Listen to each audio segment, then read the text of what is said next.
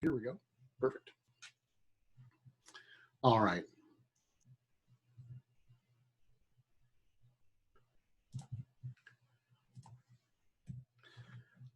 And, oh, I didn't want to do that. I want to do this. Stop sharing. Okay. And turn on the video. There we go. Hi. Hi. Thank you all for coming to our 2020 Republican candidate interviews. My name is Allen McPheeters. I am the chairman of the Island County Republican Party. And let's begin with a moment of prayer, led by Island County Commissioner Jill Johnson. And Jill, I'm going to unmute you. Risky. There we go. Take it away, Jill. Heavenly Father, you are constant in your reminders that you are always with us. You tell us not to fear, and when we seek you, you draw us closer to your presence. You alone are a refuge in the storms that surround us right now. You are the sole place for peace and strength. So we ask you for your words of truth and power to strengthen us in our inner being and lift our hearts to you. Thank you for your goodness and your grace. Thank you for walking us towards a path of discernment and compassion. We look to you today, our Lord and Savior. It's your face alone we seek. Thank you, Lord, for producing in us great endurance through these difficult days. Although confusion and heartache may set in, we find freedom and clarity in you. As we walk alongside each other through earthly trials and confusion, may we lift each other up just as you lift us up. As our economy suffers and lives are lost to a pandemic, let us remember that you always have a plan and our trust in you should remain steadfast. As our hearts ache with the witnessing of racial injustice and human cruelty, let us remember that justice is yours and yours alone, and that you blessed us with hands that can be extended in understanding, forgiveness, and loving kindness. You are not a God of hate or injustice. Show us the way back. Finally, Lord, as we listen to these individuals who wish to lead us as servants to our great state, let us listen with open hearts and clear minds. Help us to discern their intentions, their character, and their hearts. Thank you for our many blessings. Bless all less fortunate than us. Keep safe all those who are in harm's way, especially our men and women on the front lines, including the military, police, and our healthcare workers. Let our time together this evening honor you and showcase the best of the human spirit. Let us celebrate you and our freedoms with unprecedented joy. In your name we pray, amen.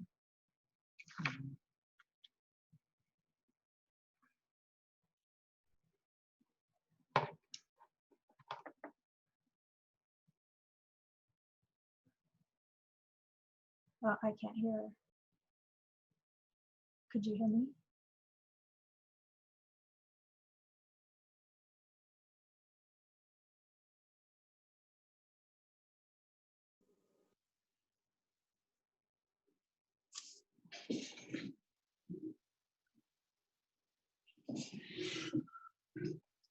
Please rise.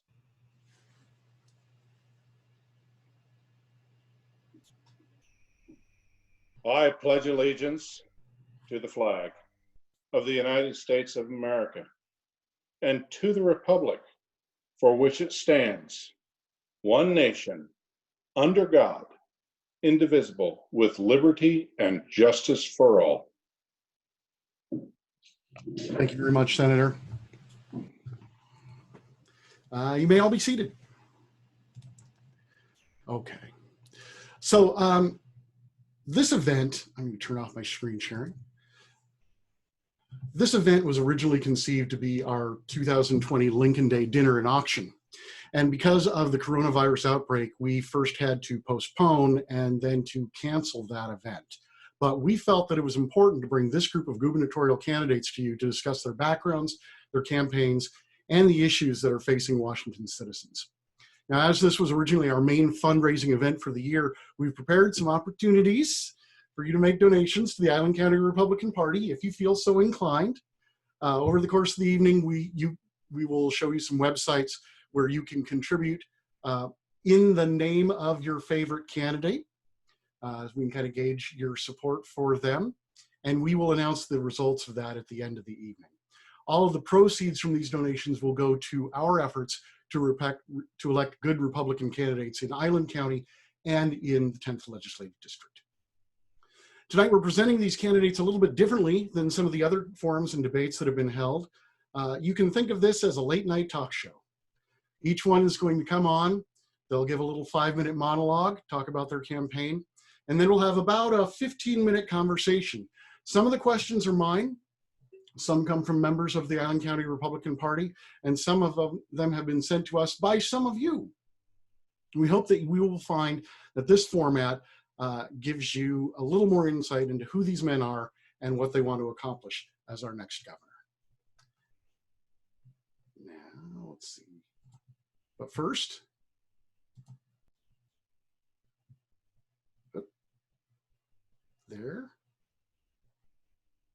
here, that's what I'm looking for. A little commercial break.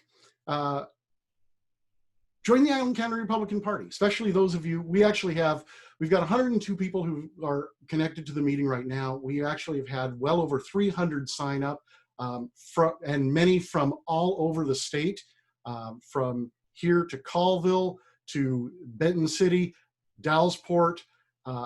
It's really been amazing the amount of people that we've had sign up. I expect that more people will be joining us as the evening progresses. And like I said, we had 300 people sign up. But if you're so inclined, feel free to join the Island County Republican Party. Our members get our monthly meeting packet and invitations to special members only events, such as our candidate interviews with the applicants to take over the seat from retiring State Senator Barbara Bailey that resulted in Ron Mazzal's appointment to the seat. That was for our Central Committee and membership only. And we have other events like that in mind. So once again, the proceeds go to help us elect Republicans in Island County and in the 10th Legislative District. Okay. Now, before we begin, I would like to start with a poll. So I'm going to just launch this. This is a one-question poll. We'd like all of you to jump in. And the question is, have you already decided on a candidate for governor of Washington? Feel free to jump in. We'll close this once everybody's voted. Wow, that's going really fast. This is the first time we've done a poll. I'm very excited.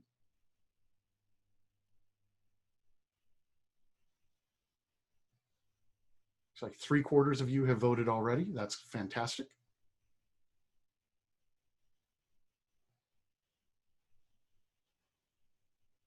Okay, we're at 85 of 105 participants, so we'll just give everybody else a few more seconds to reply, and then we'll show the results.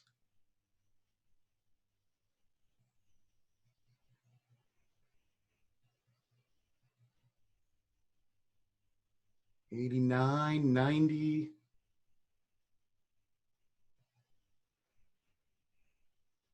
I'll give you about 10 more seconds to chime in. Of course, don't feel like you have to vote if you don't want to, but we want to give everybody the opportunity. Okay, looks like we haven't had any votes come in for a while, so let's go ahead and end that. Okay, and let's share the results. So what we're seeing now is 46% of you have decided on someone. 54% of you have not. We will, as the evening goes on, see if any minds are changed. So thank you very much for taking part. Okay, now, on with the results with the show. First off, our first candidate is going to be Anton Sakharov. Anton, I'm going to unmute you. And Mr. Sakharov, you have the floor. I'm going to, I don't know if you can see me, but I'll wave my arms like this when we're getting close to the end of the 5 minutes, just to let you know. And feel free to go ahead. Tell us what's on your mind. Great. Good evening. I wanted to confirm everybody can hear me. Yes, good. Well, thank you for the opportunity. Thank you, Alan. I want to thank the Island County Republican Party for throwing this together during this tough time. It's it's something that it's unbelievable. 2020. I don't think anybody could have imagined that we're going to be going through what we are going through. Again, my name is Anton Sakharov, running for governor of Washington State. I just want to very quickly run through who I am and focus on my program, and then I would love to answer questions. Again, my name is Anton. I'm a legal immigrant, a Jewish refugee who was born in the Soviet Union and have seen socialism in Soviet Union. I made a decision to run for governor because I couldn't accept socialism that is creeping towards our state. And I decided that I can no longer sit and watch what's happening on the sidelines while socialism is starting from Seattle and it's actually progressing through the state. And I said, I'm going to put up a fight, and that's what I'm doing. I have a very extensive program that I put together. It's on my website, antonsakharov.com, that I'm trying to hit as many points as I can. But number one job for me when elected will be the economic recovery for Washington State after this economic crisis. Because I believe our state is getting hurt a lot by what's happened in the last couple of months. I bring in extensive leadership and management experience. I've been a manager for the last 13 years. I have bachelor's in finance and master's degree in organization and project management. I first went to school in San Jose, California, and then I got my master's at Johns Hopkins University.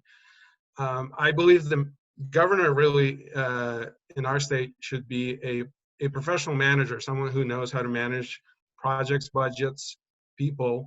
It definitely should not be a political person, because I think there's so much at stake, and that's what I'm trying to bring real life experience that I acquired in my career and bring it to the state to really solve issues and problems that our citizens are facing every day.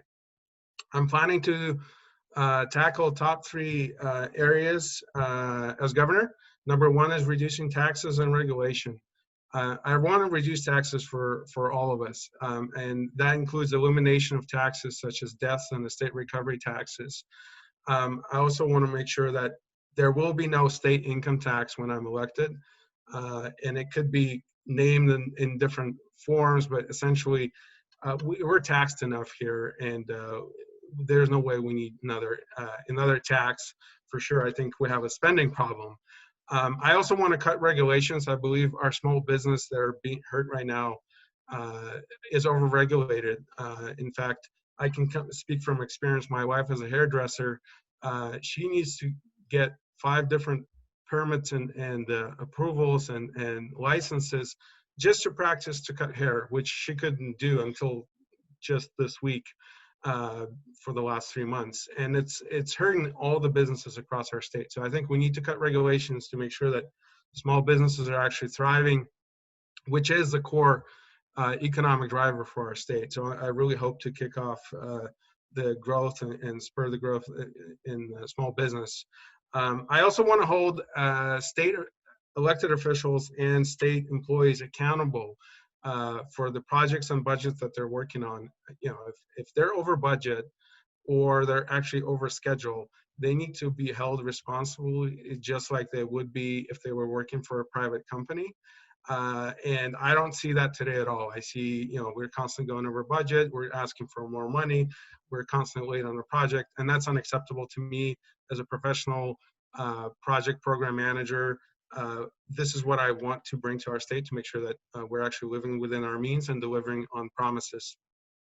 I will also work to bring in brand new businesses and industries to Washington State that don't exist today, and that will help offset the budget where we're going to be cutting taxes and bringing in new companies to our state who will hire and make sure that they'll actually replenish the budget. Number 2 is fixing the infrastructure.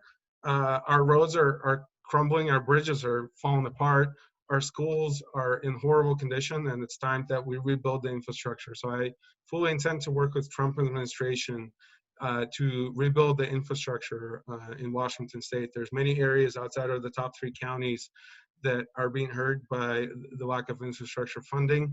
and prioritization. And I think that's actually going to help us rebuild the state and rebuild the economic growth within the rest of the counties. And number 3 is safety. I strongly believe in safety, and safety comes in many forms.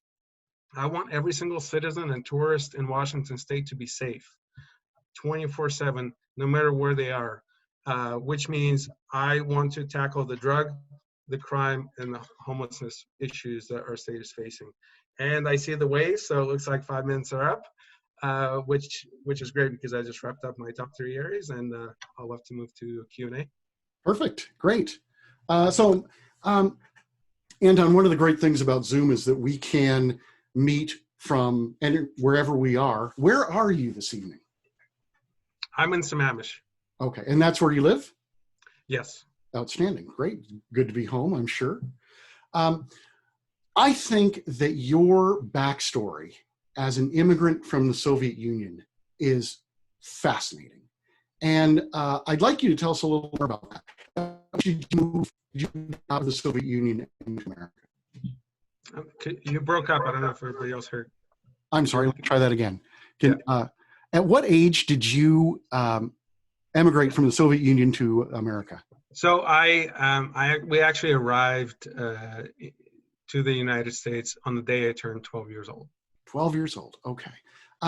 Can you tell us a little more about your experience in the Soviet Union and how that informs your politics today? Sure. Yes. So I start off with, the last decade of the Soviet Union, which I witnessed, is probably the least favorite of, the kind of the regime that was there. At that time, Soviet Union, fully socialist republic, and it's assumed that what socialism is. A lot of people understand that socialism is kind of income redistribution. What socialism in Soviet Union was really about was about a hidden, unofficial economy where you could get anything you wanted, but you had to pay bribes. If you had to officially go to the doctor, you go to the doctor, it was free. But for example, if you had a tooth pain and you had, tooth extraction, for example, it was free. But if you want painkillers, you had to pay for them. Unofficially, it was free for like Soviet medication that was, 30 years old. And if you wanted a German one, it would cost you money. Same thing with surgeries where people would get anesthesia, right? The things that were free were subpar, very low quality. I remember my dad actually bringing pineapple after he traveled to outside to Europe when he had his first conference, and never seen pineapple in my life. It was like, wow, it's a pineapple. It's like an alien thing that came to our home. And I still remember our first TV where we got the TV, and bear in mind, that's like late 80s, right? And it's the first time we have a TV in the house. It doesn't have a remote control. You're turning the knob, 3 channels, that's all you got. Cars were really scarce. I remember hearing things like you had to wait for, if you wanted to officially get a car, there was a line because it was all produced by the government, and government kind of directed the quantities, and the average wait was like 5 years to get a car. Wow. How does that, I know that you've talked on your website about being concerned about socialism coming to Washington State. How do you see that playing out? Yeah, my biggest fear is the socialism that everybody keeps talking about is not really what's coming. What's coming is the government control. And what Soviet Union, what government did was they actually spent humongous efforts to calculate every single thing. They determined the square footage per person that's needed to live, the amount of milk they needed per month, the bread, they calculated that there was a huge database of things that they determined human needed. And then they said, well, we need to produce just enough to fulfill those needs. And really what's happening in Seattle and is spreading across is in some form or another, similar things like sugar tax, right? It's government telling you shouldn't be eating sugar, using taxation to limit the purchases of sugar. But in reality, it's they determined for you that you shouldn't be eating sugar. And that type of government control is really what I'm afraid of. You know, minimum wage is another one, right? It's determining how much we should be paying someone, not free market. At the same time, we have rent control, right? So on that complete opposite end, we have someone who's being told you shouldn't charge more than that. So now you're starting to have government controlling how much you earn, how much you can make. And in the Soviet Union, many people in the same profession made the same amount of money. In fact, I clearly remember something that my dad told me. It was, you know, he made the same amount of money that the person next to him, no matter what they did, right? And the guy next to him didn't really do anything, just came to work and still got paid the same amount of money. And that's really what I'm worried about. It's the government control that is coming here, and it's coming in the form of we're helping you, but in reality, what it's going to lead to is actually going to hurt all of us here, because it's limiting our choices. It's going to be creating overhead that we can't afford. And sooner or later, it's going to come to the point where we can't roll it back. That's my biggest fear is socialism doesn't come in 5 seconds. It comes in every year. We have more and more government involvement.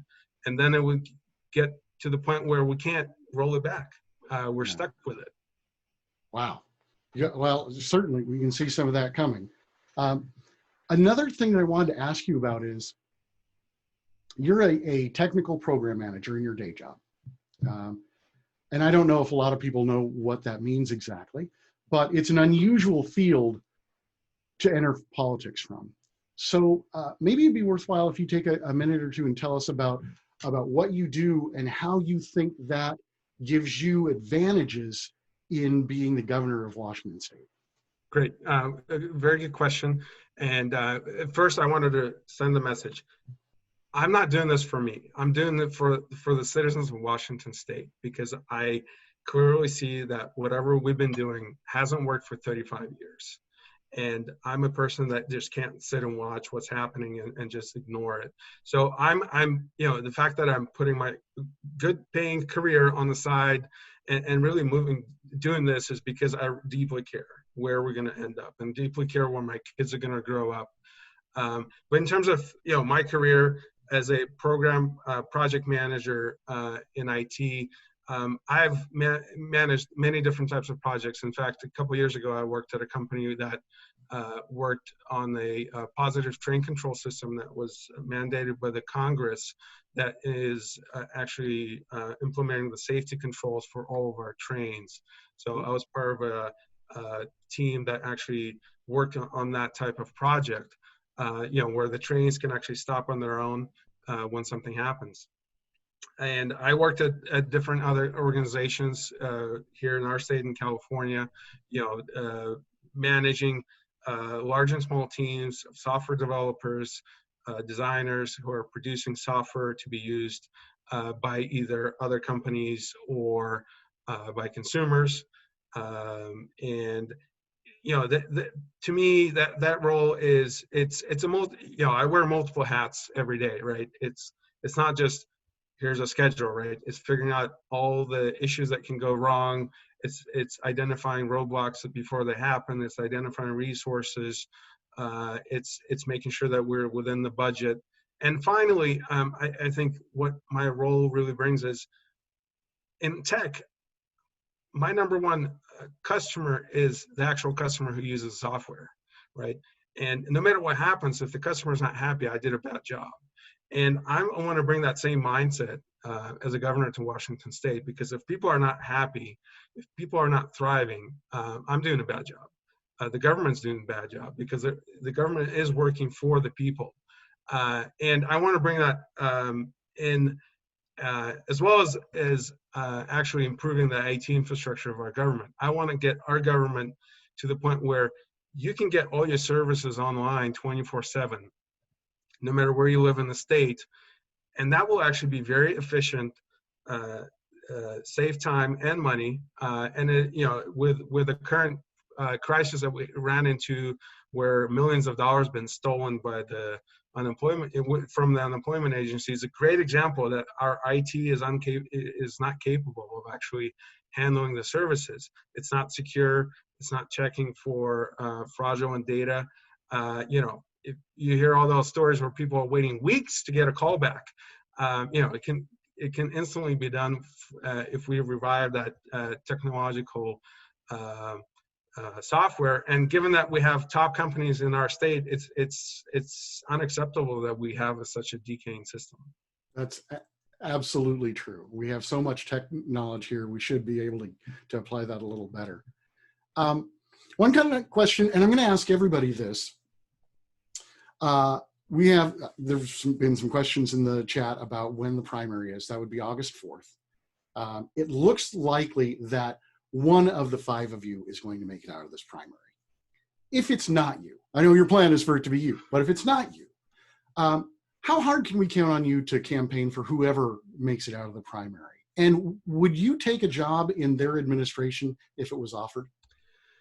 Well, it's a tough question. First of all, I absolutely believe this is the year we're going to flip the state. And from my side, I'll do everything I can to make that happen. And that's, that kind of answers your first part of the question, because we can't continue going the path we're going. I joke around saying, California is completely lost. We can still save Washington State, but this is the year. And we can't pass it. We're not going to get another opportunity. That's kind of, I don't want to have a repeat of 2016 or 2012. I think we need to finally make that change. So that's first part of the question. Second part of the question is it's very hard for me to know. At the end of the day, I'm not a millionaire. I still need to feed my family. So my number one priority is I need to feed my family. But yeah, this is something I could consider. And again, I'm not doing this for some political gain or anything else. I want to help people to open their eyes, share my experience, to hopefully make the world better. Okay, great. We've got a couple minutes left. I wanted to ask you, there's something on your website. It says under tax burden, increase state revenue instead of increasing taxes. Could you explain a little bit more about what you mean about that? Absolutely. So I touched on that a little bit. I believe we can bring in brand new businesses and industries that don't exist today. And that will actually help increase revenue for our state. Our state is very vast. We have counties that have timber industry that is being shut down by the current governor that can be restarted. There's some other mineral or gas and oil industries that we can revive. Bring in companies that don't exist today, manufacturing, and really bring in and make sure that it's not focused on one specific county, but make sure that all counties are actually involved. So figuring out how do we revive the whole state, county by county, and that's really what I bring in. I want to make sure that we have a very good business atmosphere for companies to actually say, yeah, you know what, I'm going to move to Washington because California is overregulated, overpriced, and this is a great move for us. And it's not just IT. I don't want to focus on just IT. I think we have to acknowledge that every single county in our state is different, and each one has different people, different skills. And I want to focus on that rather than just like focusing on one area only. I think we can absolutely make sure that every single county is thriving independently of each other. And that's really what I mean by balancing the budget through that means. Outstanding. Great. Thank you very much. Now, if we really appreciate your joining us here tonight. That was terrific. Now I'm going to share my screen again. So if you found that now you are strong for Sakharov because of what you've heard here tonight, you can show that support by going to our website /Sakharov. make a contribution to the Island County Republican Party. Proceeds will go to help us elect Republicans in Island County and Washington State, or in the 10th legislative district. And we would appreciate your support. And we will report back on the results of the contributions to all the candidates at the end of the evening. Thank you very much, Anton. We're going to take a 1-minute break, and then we will be back with Phil Fortunato.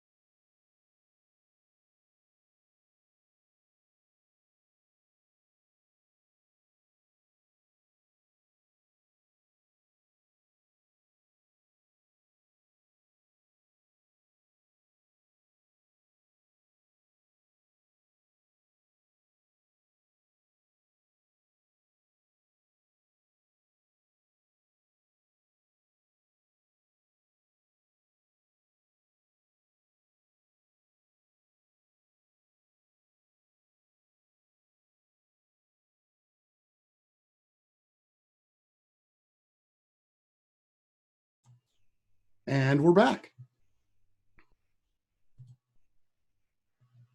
Our next contestant is State Senator Phil Fortunato, Republican out of Auburn. And Senator, I'm going to unmute you. So there we go. There we go. And we're going to give you 5 minutes to tell us about your experience and what's on your mind. Go right ahead. So first, let me just tell you a little bit about myself. State Senator in the 31st Legislative District. I ran 4 races in 5 years. I ran for the House unsuccessfully, but almost won. And at 16, I got elected to the House. Before I got elected to the House, I got appointed to the Senate. That was 2017, which meant I had a special election in 2017, which, by the way, was only one of 2 races that were up that year. And that was the year that we lost control of the Senate. So in 2017, when I was appointed, I was the 25th vote. We had the majority, and then we lost the 45th district in a special election. 2018, I had to run for the full term. And, you know, I'm the last remaining Republican senator in King County. So, and I tell the story, everybody else ran away from Trump except me. I didn't run away from Trump. But it's how you message that in King County. Now, in 2018, we lost 4 Senate seats. We got slaughtered in 2018. However, I went up 2 points. I got the highest percentage I ever got in a year when Republicans got killed. So, you know, people ask me, do you support the president? Yes, he wasn't my first pick. My first pick was Cruz. I was worried about the Supreme Court. I was worried about the Heller decision being 5-4. It should have been 9-0. But I think Trump's done a great job in the Supreme Court. I especially like, you know, going after China. Finally, somebody has the guts to stand up to China on trade.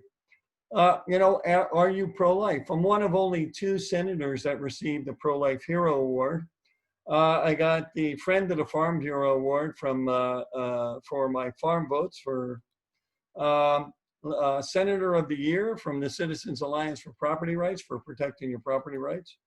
Endorsed by the NRA in the last 3 elections, expecting to be endorsed this year also. But also I have 3 concealed carry permits. So I take my gun rights extremely seriously. I also was the one, if you go online and you type in Lieutenant Governor bans guns in the gallery, I was the one that took on the Lieutenant Governor banning concealed carry in the gallery. And I did point out that he banned guns in the gallery, he didn't ban guns on the Senate floor. So if anything happens, I could shoot back. Conservative Achievement Award from the American Conservative Union for my conservative voting record. Champion of Housing for my work to reduce the cost of housing. Immigration. I was the one that ran the immigration enforcement law to basically overturn the state sanctuary state policy. And I was featured on Como News 4 town hall, and I was up against an immigration lawyer, and I totally smoked this guy. I mean, I did a good job. I said, we're focusing on these criminal guys that got to be deported.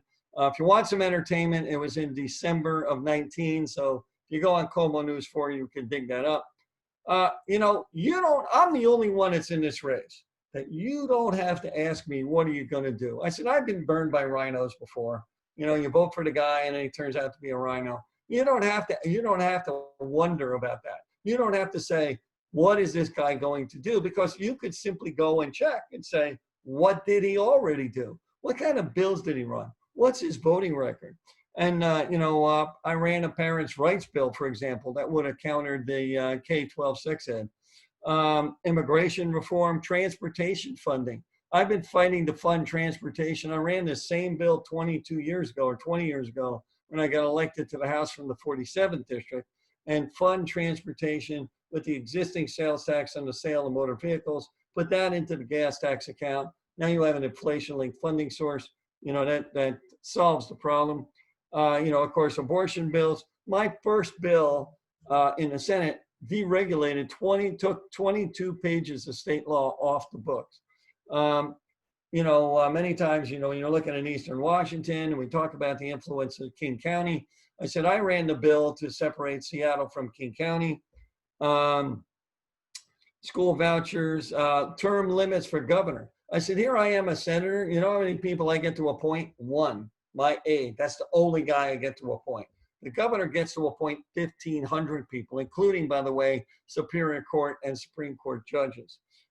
Taxes. You know, at some point in time, you paid enough property tax. I said, you know, if you're 75 years old, 80 years old, you're done paying property tax. I ran one to say, you know, we need like a Prop 13. Is that finished or is that 30 seconds?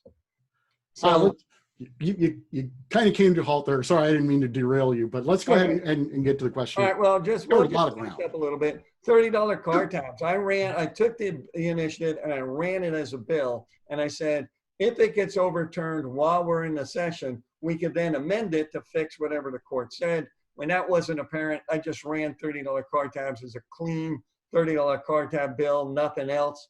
And multiple Second Amendment bills. One of them is the Washington Personal Protection Act, which would basically repeal 1639 and 594. But the one I got national attention for was the one that said, if you were a legislator and you wanted to run a gun bill, you first had to be a range safety officer, pass the Criminal Justice Training Commission live fire exercise for each gun that you wanted to regulate, and you had to pass a test saying you know the difference between a caliper and a gauge. That's great. First of all, I see stuff behind you. I'm guessing you're at home. Right. And that's in Auburn? Yep. Okay. Senator, you've been in the legislature, I think you said for 4 years. You actually had served a term back at the end of the 90s. You have probably more inside experience with state government than any of the rest of the candidates. But it's all in the legislative branch. Can you tell us what the difference is between serving in the legislative branch and serving in the executive branch is and how you approach that? It's funny you should ask me that. I said, my wife says, do you really know what the governor does? I go, well, the current governor doesn't do anything. I mean, that's why I want the job. No. But, you know, when you hear people say things like, when I'm governor, I'm going to do this. I'm going to do that. I'm going to do this. Well, how exactly are you going to do that? The governor doesn't sponsor legislation. So what the governor has is a hammer, or to take Obama's word, a pen and a phone, right? But the governor has a hammer. So you're the governor and you have a Democrat-controlled House and Senate. How are you going to deal with them? What are you going to do? How are you going to get your agenda through? You know, my agenda is some of the bills that I already ran, which I think are pretty good for the state. And I want to get that agenda through. I need to have sponsors in the House and the Senate. But the way that you do that is when you elect people, you're actually electing your chief negotiator. That's what you're doing.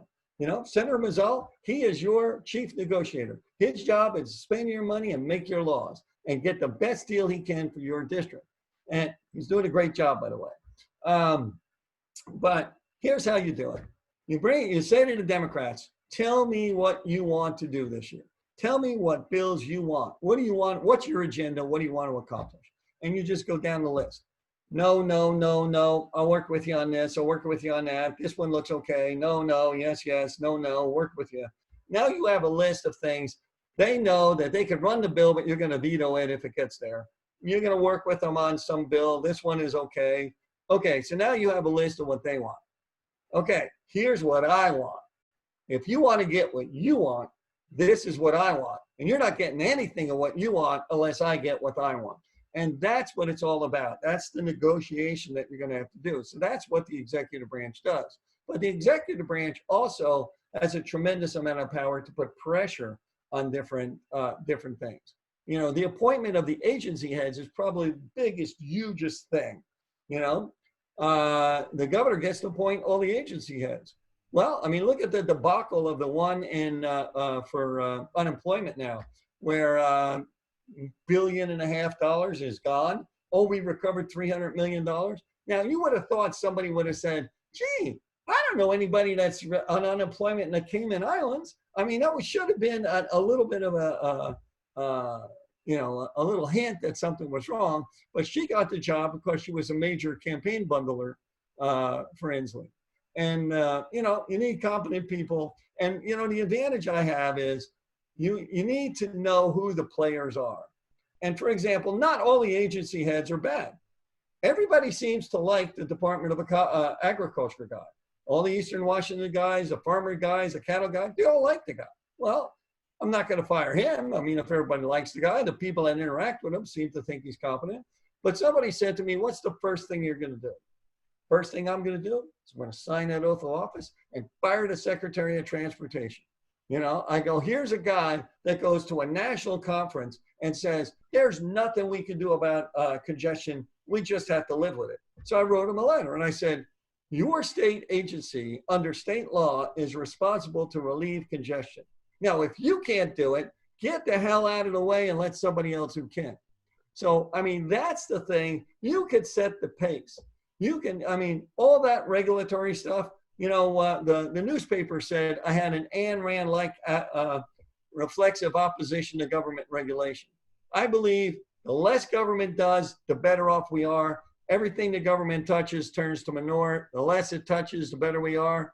And, just like if anybody read Atlas Shrugged, the big speech in Atlas Shrugged is, get the hell out of the way. So that's what I want to do. Outstanding. You actually touch on something that I've wondered about quite a lot. At the federal level, we have enough turnover between the Republican and the Democrat parties in the executive branch that when the presidency changes hands, there's a cadre of people who have experience in government that they can call on. They bring in some new people too, but we haven't had the governor's branch since 1984. Are there good people in the agencies that you would appoint to run them, or do you have some people from outside government that you think would be doing a better job? Well, remember, it's not only the people within the agencies, but we have legislative liaisons, for example, that we work with. But we have our people in our caucus, in the House and the Senate, the lawyers that monitor the agencies, and they're the ones that come up with the bills. I want a bill that does this, and they actually write it. So, a couple of them would make great agency heads. And so, but you have to know the players is the point. You have to know who the good people are you want to get rid of, who's the people in there, and who do you know to replace it.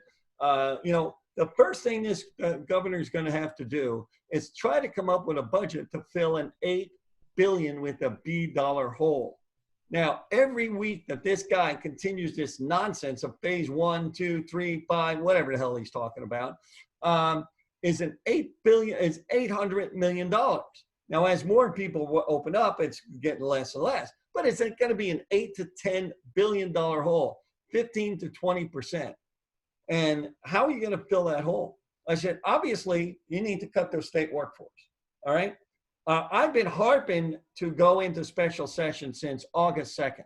I said to the caucus, I sent a thing out, we need to go into special session. If the governor's not going to do it, we need to call ourselves into legislative special session. And I'm glad to say, I don't know if anybody noticed it, but just this week, our caucus all signed on to a letter saying that we want to go into legislative special session.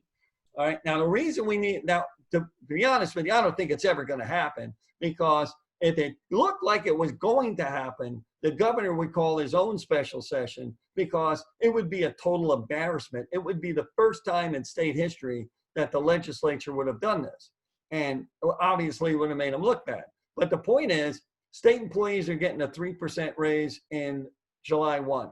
Not only should they not get a 3% raise, everybody, including me, by the way, needs to get a 5% cut. You need to go right across the board. You need to reduce the state workforce. And I said, by offering early retirement, what if you said, hey, state agency, you got to cut $10 million. The first thing they're going to do is cut the people on the bottom. So you might have to lay off 400 people at the bottom to get $10 million, but you might have to cut only 50 people at the top.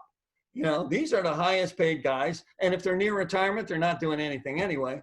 And you offer them, hey, we're going to give you full retirement for 1 year, 2 years, 3 years early. Now, what that would do is that would get the highest paid people off the payroll, because everybody wants to lay off state employees. But when you call the Department of Licensing or the unemployment or whatever, these are the worker bees. These are the people actually making things function. By getting rid of the people at the top, nobody will even miss them. And but what that would do is that would be a hit on the pension fund. But you can replace that over a period of years. But it would immediately take them out of the general fund budget for wages. So, people talk about finding government waste. I'm going to cut government waste. I'm going to cut government waste. How are you going to do that? How are you going to do that? I go, it's like, government waste is in there, but it's like trying to find a black marble in a 55-gallon drum. It's in there, but you can't find it. And the way to do that was, there was a program in place called the Productivity Board. And that paid state employees a bonus for coming up with ways to save money. Now, if you came up with a way to save money, you didn't go to your agency head, because he doesn't want to save money. If he saves money, his budget gets reduced. You had to go to this Productivity Board. And if they said, hey, yeah, this does save money, they give you a bonus. Well, it was in place under Christine Gregoire, and she cut it because it cost $2 million. Now, the reason it cost $2 million was they paid bonuses to employees that saved money. So it actually saved $20 million, but it cost $2 million, so they cut the program. So you reinstate that program, and if you want, go on YouTube and type in Senator Fortunato, Senator Phil Fortunato. You got a whole bunch of videos. One of them talks about taxes, talks about transportation, talks about my education, applying that same concept in education. If you could reduce the cost of education, the regulation, there's 1,477 regulations that the state of Washington tells the local school districts to do. A school board member comes into my office and says, I need $3 million for special ed. I open my drawer, I handed her a list of 1,477 regulations. I said, find something that costs $3 million you don't want to do. And she goes, what? I go, there must be something that you're doing now that you know doesn't contribute to the education of the child. Oh, we're doing all this stupid stuff. Well, stop doing it. Why did you ever come into my office and say, here's 10 things I don't want to do? If I didn't have to do these, I could be spending that money other places in the classroom. But somebody asked me in Franklin County, can you guarantee that teacher pay isn't going to be cut? No, you got an $8 billion hole. I mean, if you said 50% of the state budget is going to be education, that means you need to cut $4 billion, whether you like it or not. That's why I tell people that are state employees and teachers and stuff like that, you need to tell the governor to open this damn state up and get people back to work and get that money flowing. Oh, So we anyway, certainly all agree about that. I don't really have an opinion. That is the last thing anyone will ever say about you, Senator. I'm going to ask you the same question that I asked Mr. Sakharov.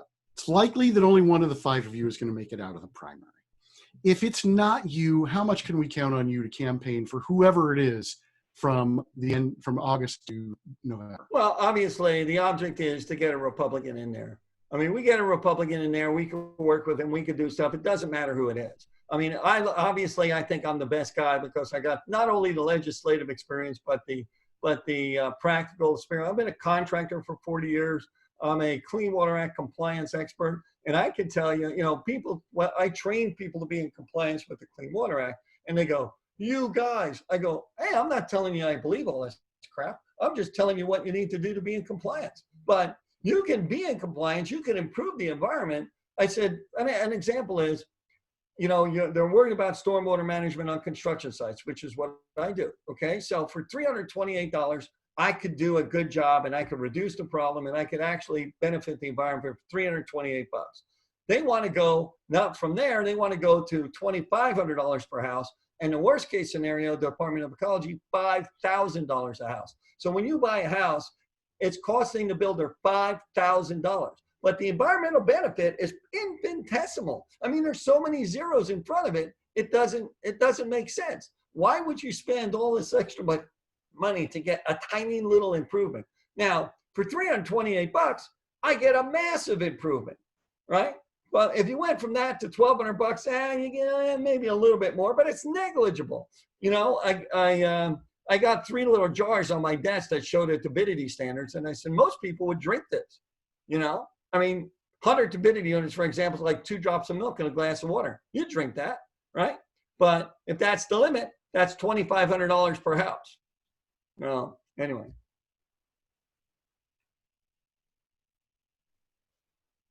So your sound is off? Love Zoom. There Really, I do. That brings us to the end of your time. So thank you very much, Senator.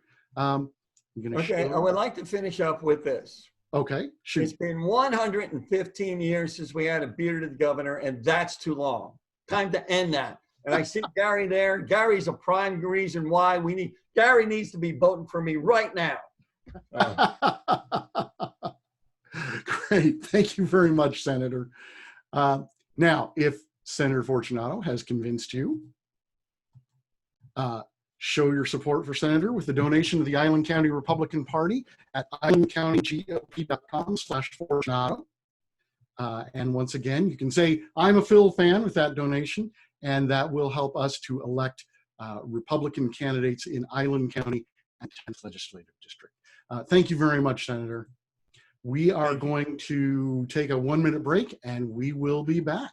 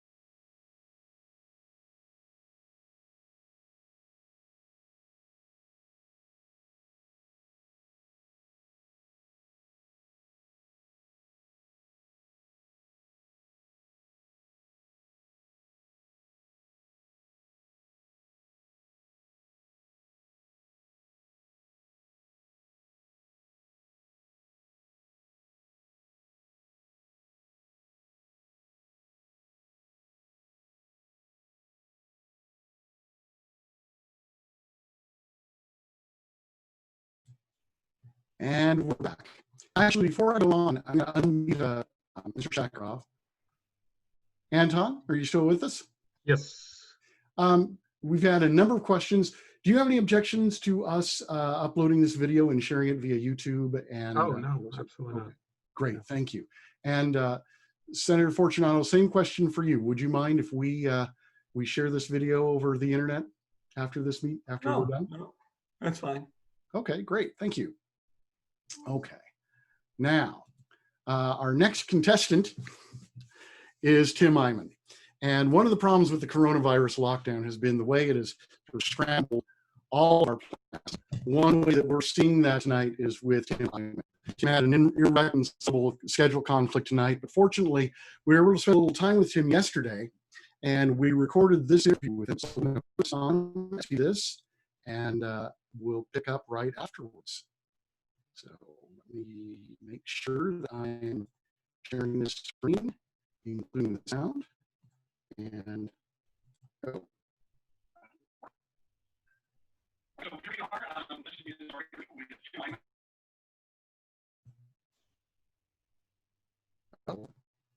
Unfortunately, because of some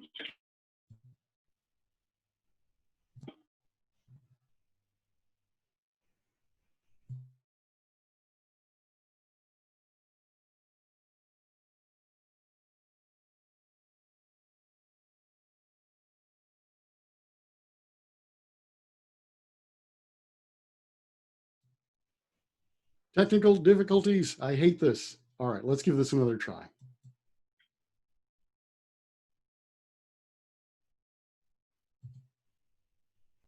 This on Thursday afternoon, and Tim, we really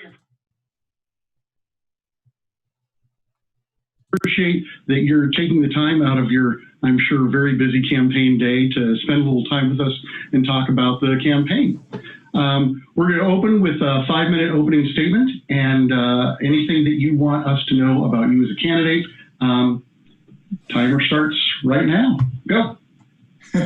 Well, thanks very much, Alan, and thanks everybody for willing to watch this. My name is Tim Eyman. I'm running for governor. You may notice that in the background there, and Tim Eyman sticker here, $30 sticker here, pretty much wraps up the beginning of this campaign. But we've done so much over the last 6 months together that I just really want to highlight all the heroes that we've been able to really push forward during this campaign. Most candidates, when they run for office, they give speeches and they say the stuff they're going to do for you if they get elected. And we didn't want to do that. Me and my team decided early on, we want to show you real results while I'm running to show you exactly the same kind of stuff we've done together for the last 22 years. We've done, so many ballot measures, so many initiatives, $30 tabs, caps on property taxes, performance audits, making sure that it's tougher to raise taxes, protecting the Second Amendment. All the various things we've done together on ballot measures is just really the tip of the iceberg of what I think we can accomplish together if I'm elected your governor. But in order to be elected governor, you have to choose me in the primary. And the big thing that I would want to emphasize to you is that I am the only candidate in this race that has not made the rookie mistake of attacking the other candidates. Everybody else is in this circular firing squad thing, which really shows you that it is truly a rookie mistake. Second thing is, I'm the only candidate who really has, I think, the dinosaur skin that it's going to take in order to be able to take on Jay Inslee. This primary is a patty cake effort compared to what's coming in November.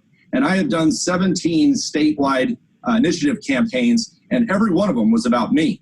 And I can just guarantee you the 17th one that I did, I was better than I was on the first one.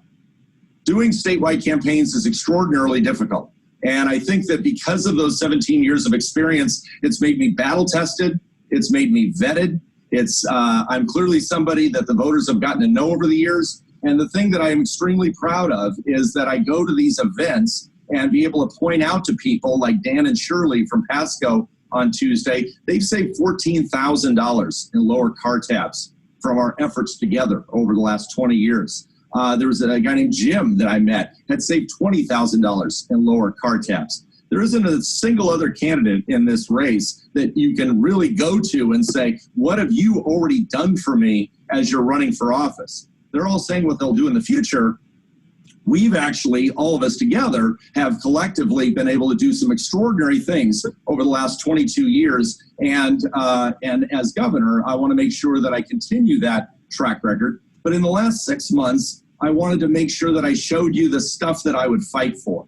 The Second Amendment in Bellingham and Edmonds, when they were pushing ordinances, taking advantage of this Inslee lockdown, we made sure to show up at those events. And we had over 700 emails being sent from pro-Second Amendment patriots that were willing to really get involved and really push and push hard. And we actually got it reversed, these anti-Second Amendment ordinances in Edmonds, fighting Kashama Swant in Seattle on the head tax, fighting for the Second Amendment in Bellevue to make all gun stores essential. Each of these battles is simply a tip of the iceberg of the kind of fights that we're going to have, that I will have as governor. But I wanted to show you the kind of fighter that I am, the kind of person that isn't going to back down when things get tough. Just the other day, I ended up saying that Jay Inslee has his knee on the neck of the businesses and the people in the state of Washington that he declared non-essential. Now, the press said, do you stand by those remarks and do you apologize?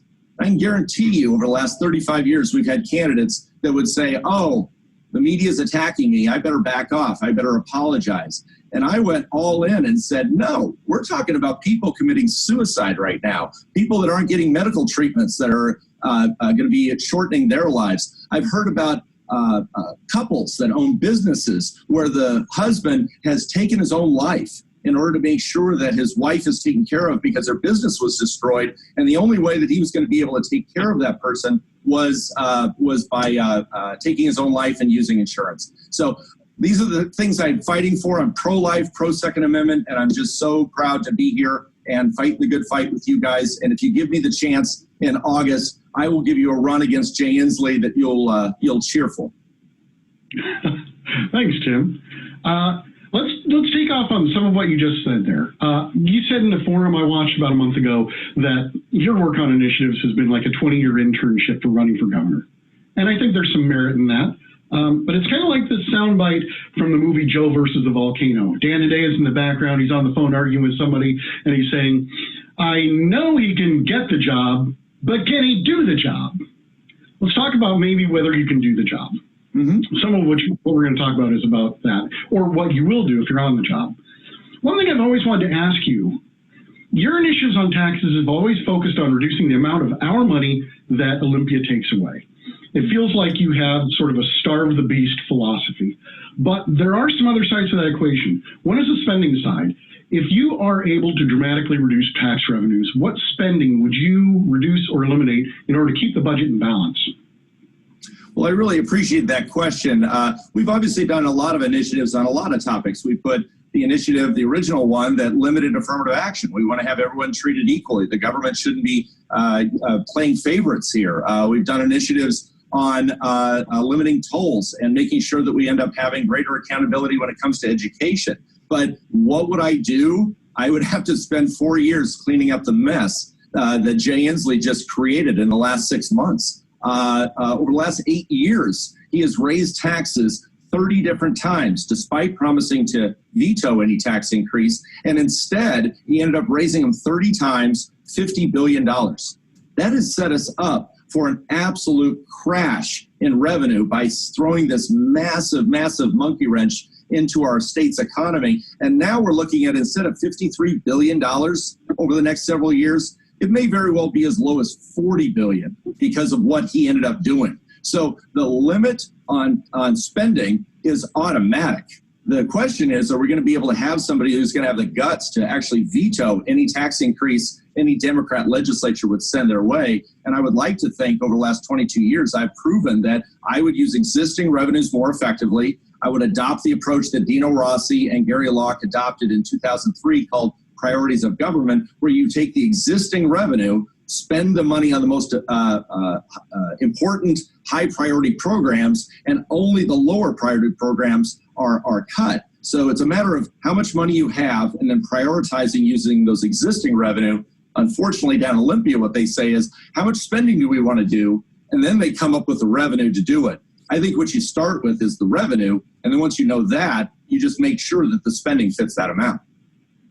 Do you have a sense of something? Does anything leap to mind as someplace where the spending would end up at the bottom of that priority list? Well, I mean, obviously the big thing that always pops into my mind, because I can't help it, is I was very, very involved early on. What really got me into politics in the first place is when they were building this sports stadium. And it was in the mid-90s.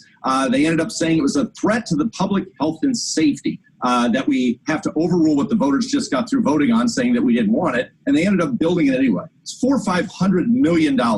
And I remember going out to Green Lake in downtown Seattle. I'm born and raised in Yakima, went to Wazoo, got my business degree. First half of my life on the east side of the state, last half right now here. And I remember them saying, this is a huge priority to us. This is a huge priority. Down in Olympia, there is simply everybody saying everything's a priority. And there's a famous saying, if everything's a priority, then nothing's a priority. And to me, I think you start with the Constitution. The Constitution says the paramount duty of our state government is educating our kids. And so it has to be education being funded first. And it's one of the reasons why earlier today, Friday, we have a court hearing in Lewis County Superior Court about opening up our schools right now. And obviously this is being recorded the day before, so I'm trying to do the time warp here. But that whole effort is about, we have to educate our kids. That has to be the top priority. As far as the lowest priority is concerned, you just have to go through everything. And then at the end, if there's no money left, that's what doesn't get funded unless they want to put a tax increase on the ballot. And then they attach a low priority program to a tax increase. That's the way to do it. The way they do it now is they put the most essential things on the ballot, like emergency services, and they say, do this or else no one will show up at your house if you have a heart attack. And it's pure manipulation. And I'm not going to tolerate that kind of thing in Olympia. Okay, very good. Are there areas where you think the state isn't doing enough, or they're not spending enough money? Well, that is just the stunning thing about Jay Inslee, and a guy who is willing to absolutely fund everything. What was the one area he actually underfunded? Was public health. We have had this explosion of COVID, not because obviously it was unexpected, but at the same time, it's not like you can't see that there's a potential of something coming and you should actually fund it. He was warned numerous times that you need to do something about public health, and that was one of his lowest priorities. It seems to me that almost every decision Jay Inslee has made, I would make the opposite one. It's hard for me to find something where we've actually agreed. The one time I thought maybe we were on the same page is when I heard he was going to send in the National Guard into Seattle. And then I learned that he was sending them in unarmed. Jay Inslee just can't seem to get anything right. He said, we're going to shut down the schools, but don't worry, kids, your grades won't go down during this time. And my brother's a teacher over in Yakima, and he said that absolutely shattered the idea of kids actually participating in this process. Wenatchee wrote a story about how local schools, 20% of the kids aren't even participating. My brother told me in Yakima, it's like 80 or 90% of students aren't participating. And it's all because Jay Inslee ended up doing what South Dakota's governor didn't do. South Dakota's governor didn't shut down her state. She said, I'm going to trust people, I'm going to advise people, but I'm not going to fine people or impose restrictions on people. I'm going to basically encourage them to be safer. Their incidences of COVID are lower. And so I think Jay Inslee has really let us down. And I want to run a campaign against him that's not beating up on the other Republicans in the race. They're all good guys, nice guys. I want to really focus in on and try and prove to you guys and all the people in Island County that I'm going to be that fierce, battle-tested advocate you want that's really going to take it to Jay Inslee. That'd be a nice change. Speaking of those other guys on the ballot, it's likely that only one of the five of you is going to make it out of August. If it's not you, how much can we expect to see you on the campaign trail for whoever is going to be the nominee? Well, and that's the thing that I'm really proud of, is that for the last 22 years, I've been an activist. And for the last 6 months, I've been a candidate for office. And the only thing that's different is that I'm wearing a suit now. Well, not right now, but I wear a suit and tie now instead of T-shirts. And so the idea that suddenly the voters choose not somebody else in the process, I've lived my life for 22 years saying to let the voters decide. I'm completely at ease with whatever the voters choose, whoever they choose in August. They're going to choose Jay Inslee and one other person. And if that other person is me, you're going to have somebody that has been down this road 17 times, 17 campaigns, all of them always about me. And I think the advantage that I've got is that everything that they're throwing at me now as a candidate was tried last year with $5 million of deceptive ads, tons of lies. media beating up on me. And at the end of the day, the voters showed us once again that they're smarter than we give them credit for. And they ended up once again saying that stuff doesn't matter. That's all crap. What really matters is what are the ideas that this person is bringing forward? And do they have the perseverance, the tenacity, and the resilience to be able to take this snake pit of a process that we have and not do, and let me just say this with respect, I think Rob McKenna, Dino Rossi, I think Bill Bryant, very good, decent men, very nice. They were way too respectful of their people, the Democrats they were running against. And I think we really need to get in the face of the opponent we're running against on policy. You know, it's $1 billion now that you've sent to Nigerians. You've blown $5 million running for president. You've raised taxes $50 billion despite the fact that you didn't. You fired 1 million people, causing tremendous amount of death, destruction, and absolute misery for people. And your reaction to it was, you're all heartless and selfish if you're not agreeing with me with the way I'm doing things. We need somebody that's going to be able to take that on aggressively, and I'm going to be, let's just say, less nice than the people that have gone against Inslee in the past. That I'm sure. One of the things I wonder about when we watch presidential elections, you kind of have a sense of the kind of people that they're going to use to staff the administration, because there are people from the last administration they can bring in. Not all of them, but some. We haven't had a Republican governor in 30 years, 35 years. There doesn't seem to be a cadre of experienced executive branch people to appoint. If you're not the governor, would you take a job in the administration? Oh, sure. Yeah. I mean, I'd be open to any of that kind of stuff. But I think the reality is people underestimate how many people are just anxious and eager to get in here and clean up the mess that Jay Inslee has clearly made in our state over the last 8 years, and certainly the Democrats over the last 40 years. And there are a tremendous amount of really smart people that are willing to get involved that are from the state of Washington. There's plenty of people outside the state of Washington that would love to be able to come in here and really be able to do things when it comes to government, make it more accountable, make it actually more efficient. And you've seen these examples in other states that are able to do that. Representative Jim Walsh is like one of my biggest, smartest advisors that I've got in my campaign. Senator Keith Wagner was kind enough to endorse me. I mean, these are the kind of smart people that I would go to on any decision. I mean, the idea of being a governor is an overwhelming task. And clearly, I can hire people that can help me. Many of the candidates I'm running against, I would be totally open to hiring them to help with our administration. But you have to elect a leader. You have to elect somebody that's actually proven that they can win at the ballot box. And we've done that over and over again, not by, limiting our principles and somehow shaving off the edges and trying to attract more Seattle voters. It's by absolutely aggressively advocating for the things that we believe in and showing once again that even in a state like Washington, they want limits on government's power. They just don't trust it. And I think the big thing I want to assure people is we have a Seattle legislature now. We have a Seattle Supreme Court. We have a Seattle governor. I think we ought to have at least one branch of government for like everybody else. So I think those kind of checks and balances, I think people underestimate. I'm not going to be able to make every decision for everybody in the state of Washington. I wouldn't want to. We've got that now. One person deciding for 7 million people how you're going to live your lives, whether or not you can sing in church without a mask, all the things that he's doing to micromanage our lives.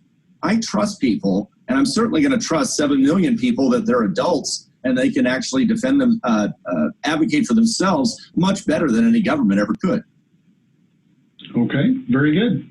Last question. We actually put out a call for people to send us questions to ask for you, and Janet Evans of Kent wanted us to ask you this.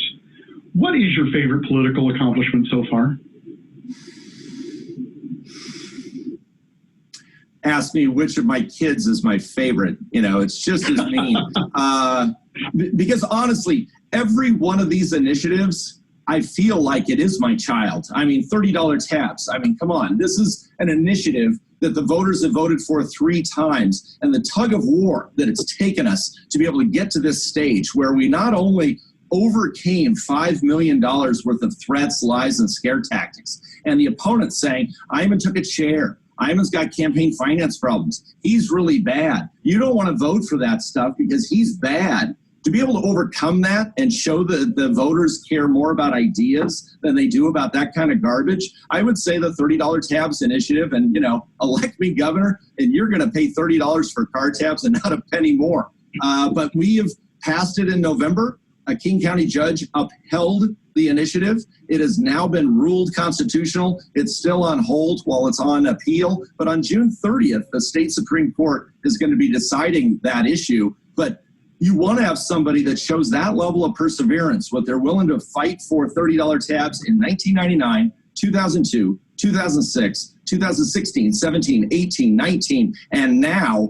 That's what you want, is that kind of bulldog that's just going to sink his teeth into something and not let go, and not let criticism and all sorts of distractions stop him from actually delivering for you. I've noticed just a lot of the other candidates just really seem to have thin skins, and this is patty cake time for them. You've got to have a dinosaur skin by the time you get into this stuff. And the most important thing is you have to be focused on what you're there to do.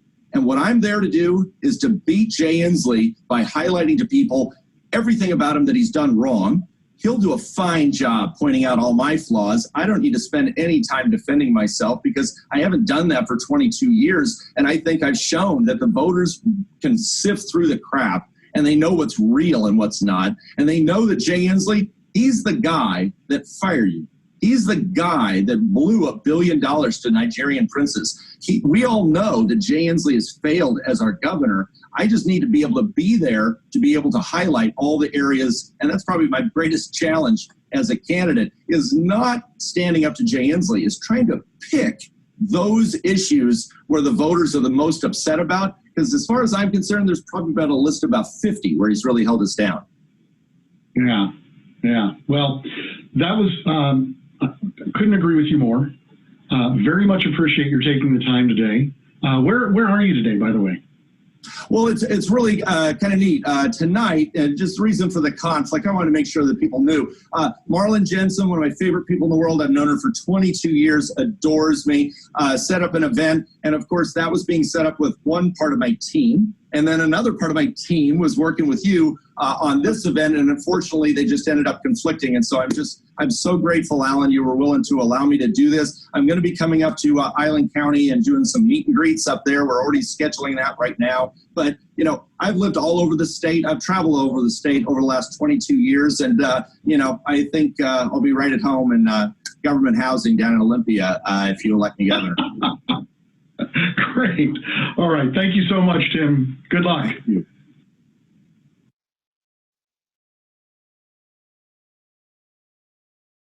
So that was our interview with Tim Eyman. Important safety tip: if you find yourself doing something like this, make sure you mute your own microphone whenever your speaker is talking. Clearly that didn't happen. But if that interview convinces you that it's time for Tim, show your support with a donation to the Island County Republican Party. Once again, the proceeds go to help us elect Republicans in Island County and the 10th Legislative District. We'll be back in 1 minute with Joshua Freed.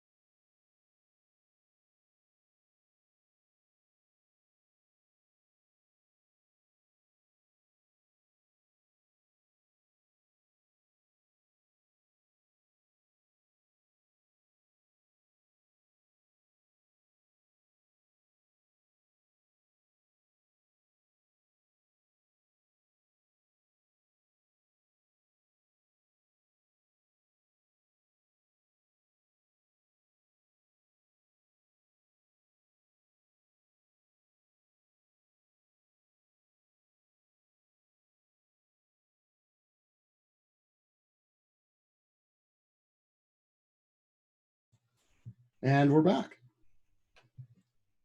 Okay. I've had a couple of questions in the group chat and about the order in which we're presenting the candidates. And that is a completely fair question. Went through a lot of different ways that we thought that we might order these guys. But really what I ended up deciding on was we took a look at Public Disclosure Commission records. And we used two measurements. You know, we don't have really good polling among these guys.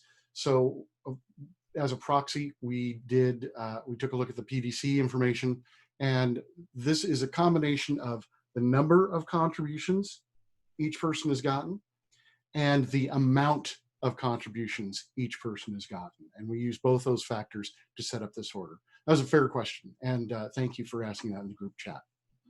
Now, Joshua Freed, let me unmute you. Good evening, Mayor Freed. Hey, good to see you, Alan. Good to see you. Why don't we take 5 minutes and you can tell us about your campaign. Great. Well, thanks for having me on, and thanks for all the work that you put into this. I like your creative background. Is that some reference to Trump's wall, by any chance? No, actually, Vistaprint was giving away free Zoom backgrounds.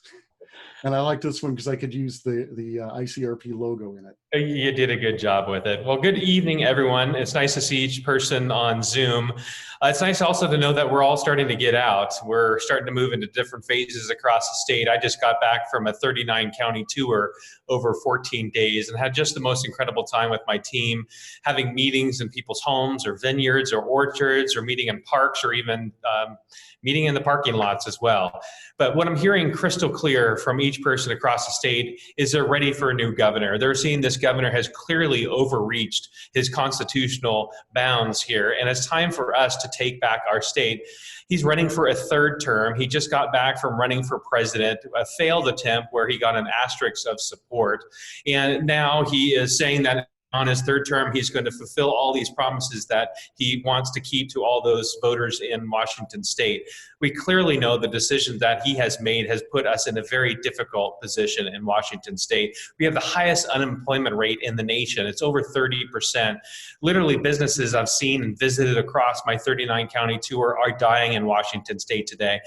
It's heartbreaking to hear those stories. And that's why it's important that we hear those voices in the state. I was in Island County, had a great event there, and I was on my second week, and then started heading south there and headed to the peninsula and had a lot of great meet and greets and fundraisers. We're gonna have a few events that are coming up over the next month or so across the state, certainly a couple in Tri-Cities, back over in Spokane, events, 3 different events in Bellingham over a couple days. But what I'm really focused on is making sure that we can address this rampant rise in crime in Washington state. Under Jay Inslee, we've seen assaults on individuals increased by 20% and assaults on police officers increased by 40%. And it's really associated with the increase in the drug culture in Washington state. Just a couple years ago, my wife and I, who've been married for 23 years, started Initiative 27 in King County. This was a ban on heroin injection sites because the city of Seattle, their council, and King County Council wanted to open up these heroin injection sites where people go in, they get the tourniquet, they get the needles, the syringes, they get the pan, the matches, everything to inject poison in their veins. And Lindy and I thought that was a horrible idea. We worked with 1,000 volunteers, got over 70,000 signatures to place this on the ballot. And we got actually 20 different jurisdictions to put a ban on heroin injection sites. But there's a rise in homelessness, and we are finding that 80% of those in homelessness are struggling with drug or alcohol addiction. And really, I'm seeing that the liberal philosophy is just let these people live under tarps, surrounded by garbage and needles, living in our parks or underneath freeways. And I'm one that believes that we need to support the laws in our state. So under a Freed administration, you're not going to be allowed to camp or underneath freeways, or if you're using heroin, as I've seen so many times across the streets in our state, you're going to go to jail, or you're going to go to a Pathways to Recovery Center. This is a repurposing of underutilized government facilities like McNeil Island or Evergreen State College. Enrollment is down by 42% at Evergreen. And it's time that we make that a true place of learning rather than a failed social experiment as it is today. So we, the government, will provide this underutilized government facility, and then we're going to pull in nonprofits that actually have success on people treatment, putting them through detox, putting them through recovery and job training and apprenticeship programs. It's time that we turn this around. We're a party that values human life. And when we see that people are suffering maybe from drug or alcohol addiction, we need to enforce the laws and then get them on a pathways to success. Because we spend already $1 billion a year on the homeless industrial complex, and we need to change that. 30% of the homeless are struggling from unaddressed mental health issues. In July 2018, we saw Western State Hospital was decertified by the federal government. They came in and wrote a 70-page paper about how dangerous Western State Hospital is. And they took away $54 million worth of funding. But even worse than the funding is that now those most vulnerable among us are struggling from mental illness without the sphere of support that they need. And they're left to wander the streets across our state. I have a heart for people. I used to serve on the King County Mental Health Advisory Board. I used to serve on the board called Protect the Child Today, which cares for the most vulnerable as well. And I also have my master's in family counseling.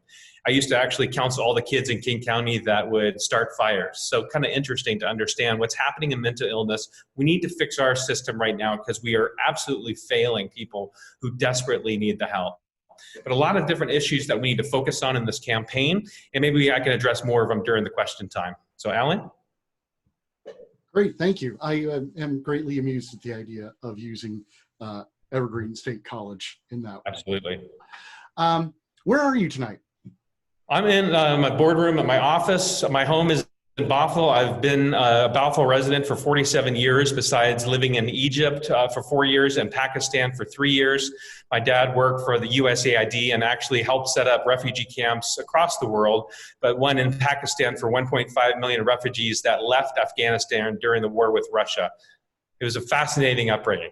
I'll bet, I'll bet. And actually that leads into my first question.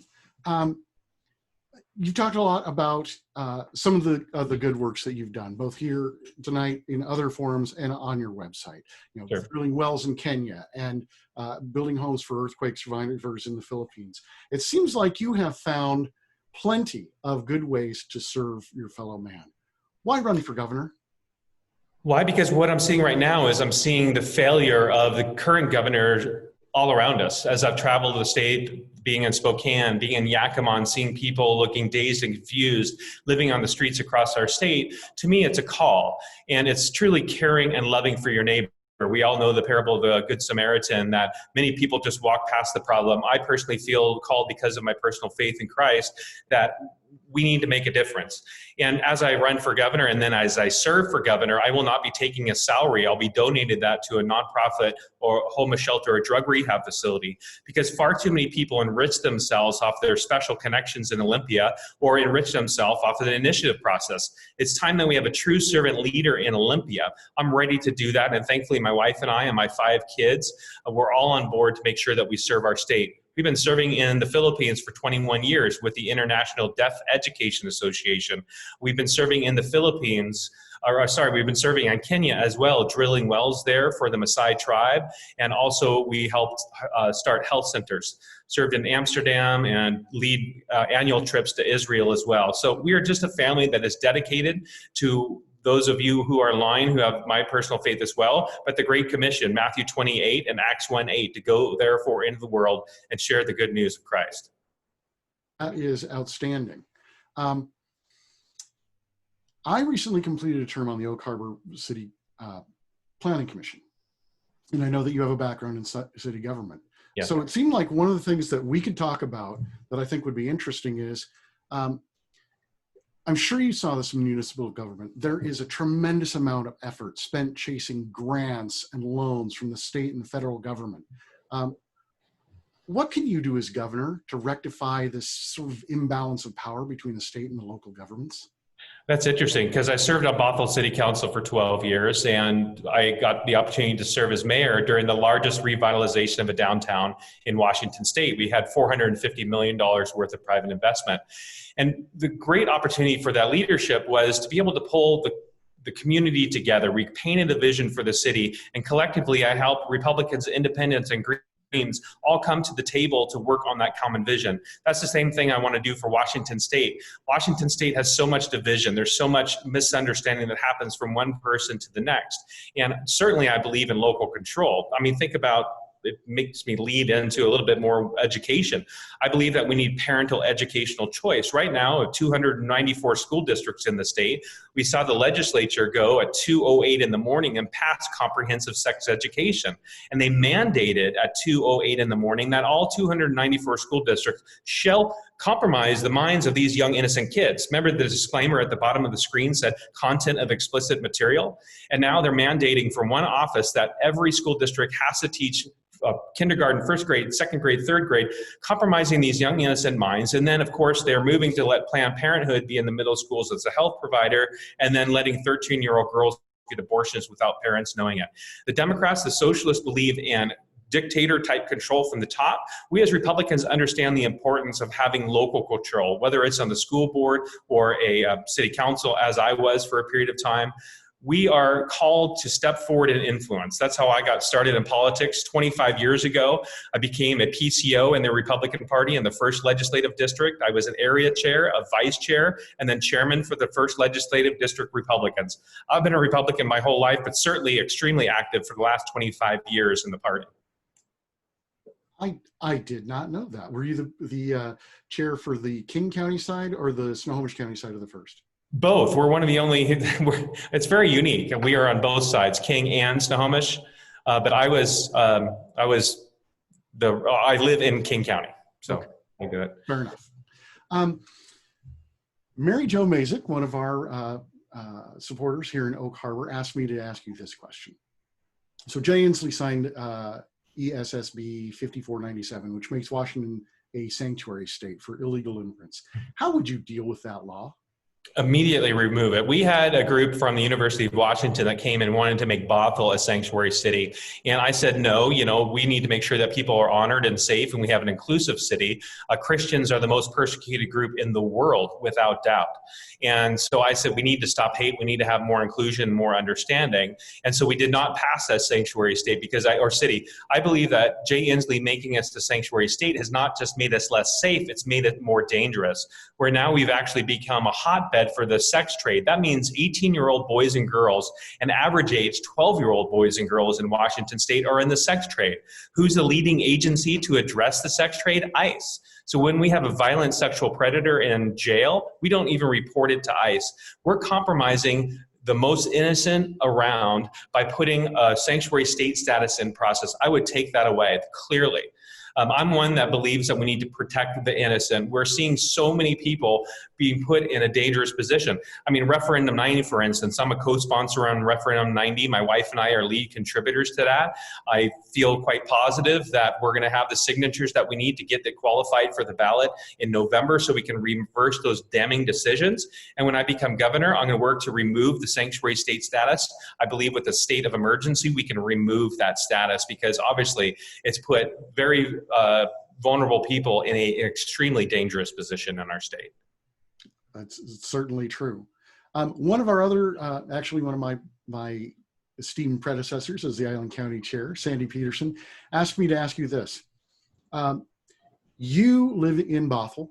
Yes. A suburban, urban part of the state. What do you have in mind to help people in the more rural parts of the state?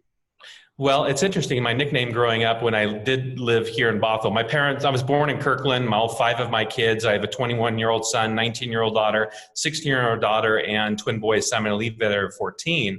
But I was straight from the hospital, brought home to the family farm. It's called the Freed Farm. So my nickname growing up was Farmer Freed. And I used to wake up at 5 in the morning and bottle feed my baby calves. I raised chickens, pigs, delivered horses with my own hands. I understand some of the rural type issues because I lived that life, right? There used to be only 5 families or 7 families in my valley, and then that turned into over 500 over a period of time. But spent a lot of time certainly in eastern and central Washington. I get extremely concerned when Jay Inslee spends $750,000 on the study to remove the Snake River dams. He claims that he is a clean energy governor. Clearly not. Those dams provide clean energy to up to 800,000 homes. The water from those dams dams, provides water to central and eastern Washington farms and orchards and ranches. And also, if you replace those or take the dams down, you have to replace each barge tow with 1,050 semi-trucks. We need a governor that truly understands that creating red tape down Olympia and putting these onerous burdens in rural communities is not what we need to do. So many people from Seattle or Capitol Hill or Queen Anne go down to Olympia and they make dictates and put pressures on ranches or people's water rights. They're constantly trying to take them away and put meters on people's wells. I'm going to be one that makes sure that if you don't have a powerful lobbyist, like today, if you're well connected and have a lobbyist, you have a seat at the table. As governor, I'm going to make sure that everyone has a seat at the table. Particularly, my plan is once I'm elected governor, I'm going to take 5 current state employees and have regional offices of the governor. And so in Northwest Washington, Southwest Washington, Central and Eastern Washington, I'll have regional offices of the governor to make sure that that is staffed, and I'll have office hours there. Because far too often what I'm hearing is people are saying that Jay Inslee is representing King, Snohomish, and Pierce County, but the rest of the state is left out in the cold and they don't have the seat at the table. And another great thing about the regional offices of the governor, remember the comprehensive sex education? The opportunity for people to testify was at 8 in the morning. If you're in Omak, Washington, you have to leave at 2 a.m. to testify. My regional offices will allow broadband to be able to be there so people can come to that office and have their testimony spoken all the way down in Olympia from my regional office. When I met with the Wheat Growers Association in Olympia, the number one concern that they mentioned is they don't have broadband in the rural communities. That's something that we certainly need to focus on, and it will be a focus of my administration. I will represent the full state.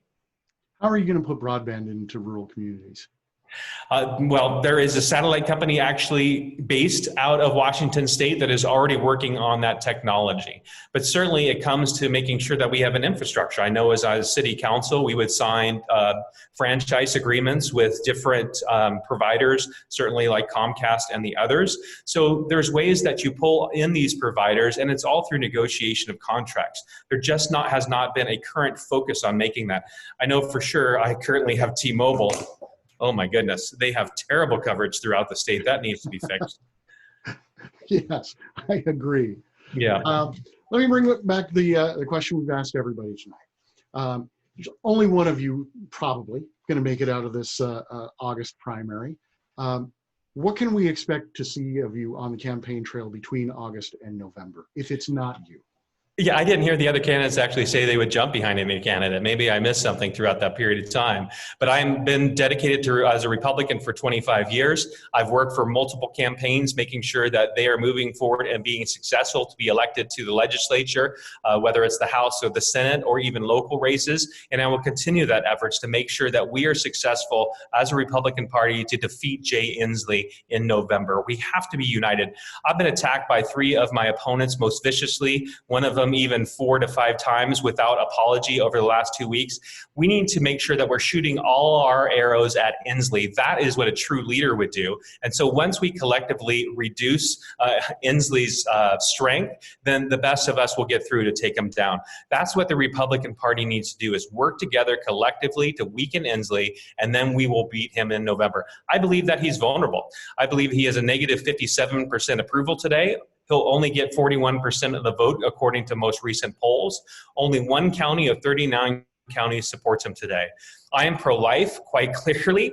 I've spoken that many times. My wife and I enjoy our Second Amendment rights each and every day. Actually, it's kind of funny. While we're talking, she's texting me pictures of the next firearm she wants to buy. No joke.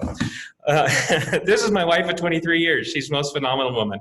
I was blessed for sure. And so we're dedicated to make sure that we turn our state around, because I believe this is a unique opportunity, one that we've been waiting for 35 years. If we don't have this chance to have victory, we may not see another 20 to 35 years, which is why I'd ask for everyone's vote on here tonight. We need to pick the candidate that will be most successful in November. I am certainly been involved in King, Pierce, and Snohomish County. I've run initiatives, Initiative 27 to beat heroin injection sites, No New Gas Tax Initiative, and most recently with Referendum 90. So please, I'd appreciate your vote, certainly on the primary, and I'm going to need your vote in November to defeat Inslee. It looks like we've got maybe 90 seconds left. Sure.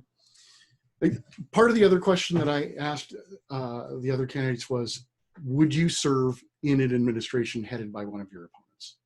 And let's expand on that.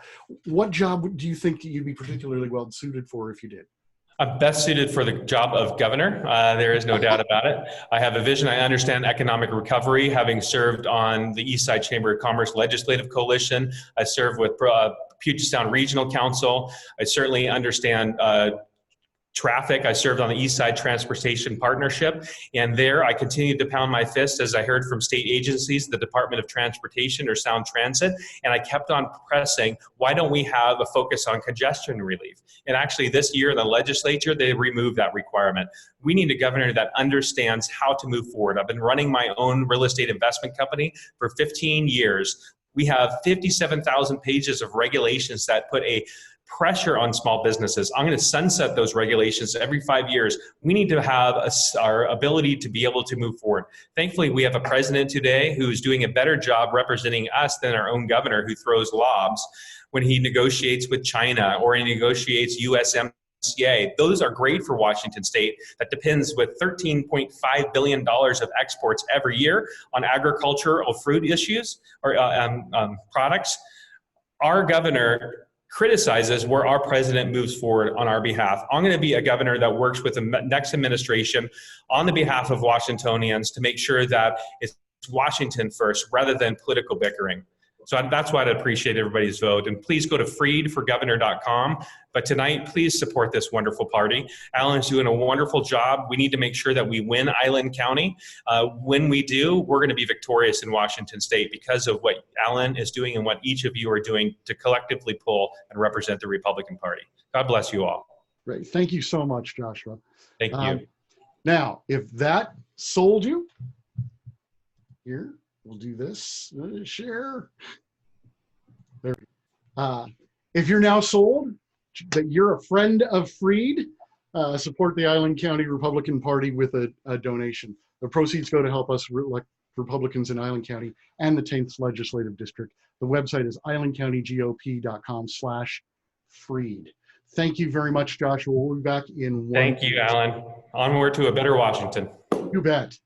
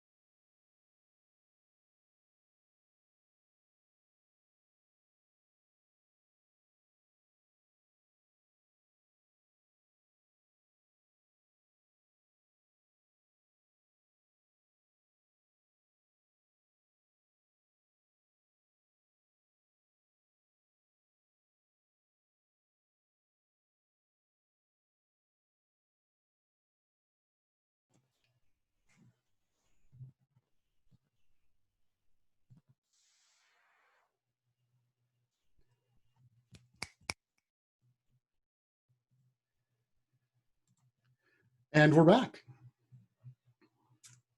Stop the screen share. Our final candidate tonight is Republic Police Chief Loren Culp. Loren, if you want to go ahead and unmute your. There we go. Pleasure to have you here tonight. Why don't you take about 5 minutes and tell us your story? All right. Thank you, everyone, for being here. Thank you, Allen, for hosting this. This is a great way to get the word out in the age of COVID, I guess. We've been having 3 meet and greets every night with my campaign. Every night, Wednesday, Friday, and Saturday nights at 6:30. I'm live on Facebook and Twitter and talking about the issues that citizens are concerned about in Washington State. But just real briefly, a little bit of history about me that people might not know. I'm a lifelong resident of Washington State. I was born in Everett. My grade school and junior high years I spent in the farming community of Chimacum right outside of Port Townsend. and my grandparents, since you guys are in Island County, my grandparents founded the Shrimp Shack just north of Deception Pass. My grandpa was a commercial fisherman, as well as my uncle. And my parents ran that for decades, actually. So after junior high, my parents moved us over to Eastern Washington, to Republic, where they owned a lumberyard and a hardware store. And I went to high school here, met my high school sweetheart, Barb, here. And after high school, I joined the United States Army. I spent 4 years in the military, and I served in the 101st Airborne Division and the 2nd Infantry Division. I've been married to my high school sweetheart, Barb, for 43 years, and we have 2 grown sons and 7 grandkids that all live here in this state. So other than my 4 years in the military, I've lived here my whole life, and I've got a vested interest in this state, you know, because of my family and my grandkids. So I really want to change this state back to the way it was when I grew up, you know, where we didn't have a big bloated government lording over us, telling us what we can and can't do, and taxing us every time that we turn around. But after the military, I went into construction. I ran my own business for over 20 years in the Olympia area. I started that out from nothing. You know, nothing's been handed to me in life. I've worked hard for everything. I started that business out in 1988. And I started it with a 1977 Datsun pickup truck that I bought from my grandpa on payments. And I built that up to having multiple trucks and multiple crews traveling all over the Puget Sound doing jobs. And I ran that business for over 20 years. And then my childhood dream was to be a police officer. So when a police officer position came open in our small town of Republic, where Barb grew up her whole life, I sold my business to my son, my youngest son, and we moved back to Republic. I got the job through the police academy at 49 years old, believe it or not. But I've been a patrol officer, a narcotics detective for over 3 years. I've been the sergeant. I'm currently a canine handler and the chief of police. I've been the chief of police here going on 4 years now. And I'm not running for governor because I woke up one day and said I wanted to be a politician. You know, I've never ran for office. I detest most politicians. You know, there's some good ones, but most of them tell you one thing when they want to vote and they want your donation, and they do absolutely the opposite when they're in office. But I was asked by the citizens after I stood up for the citizens' rights against an anti-gun initiative back in 2018, way before anybody was thinking about governor. And I stood up and said, I will not enforce an unconstitutional law and take the rights away from citizens. And that got me national attention. I was on Fox and Friends. I was on Tucker Carlson's show doing national interviews about what it means to be a public servant that serves the people and abides by their oath of office. Because I took that oath 3 times in my lifetime. Once in the military, once when I became a police officer, and then once when I was sworn in as the chief of police, that I will uphold and defend the Constitution of the United States. And so that got me national attention. And I thought that every police chief and sheriff across the state would stand up and do the same thing because they took the same oath, right? But that didn't happen at first. And so that led me to writing a book in the month of December in 2018 called American Cop.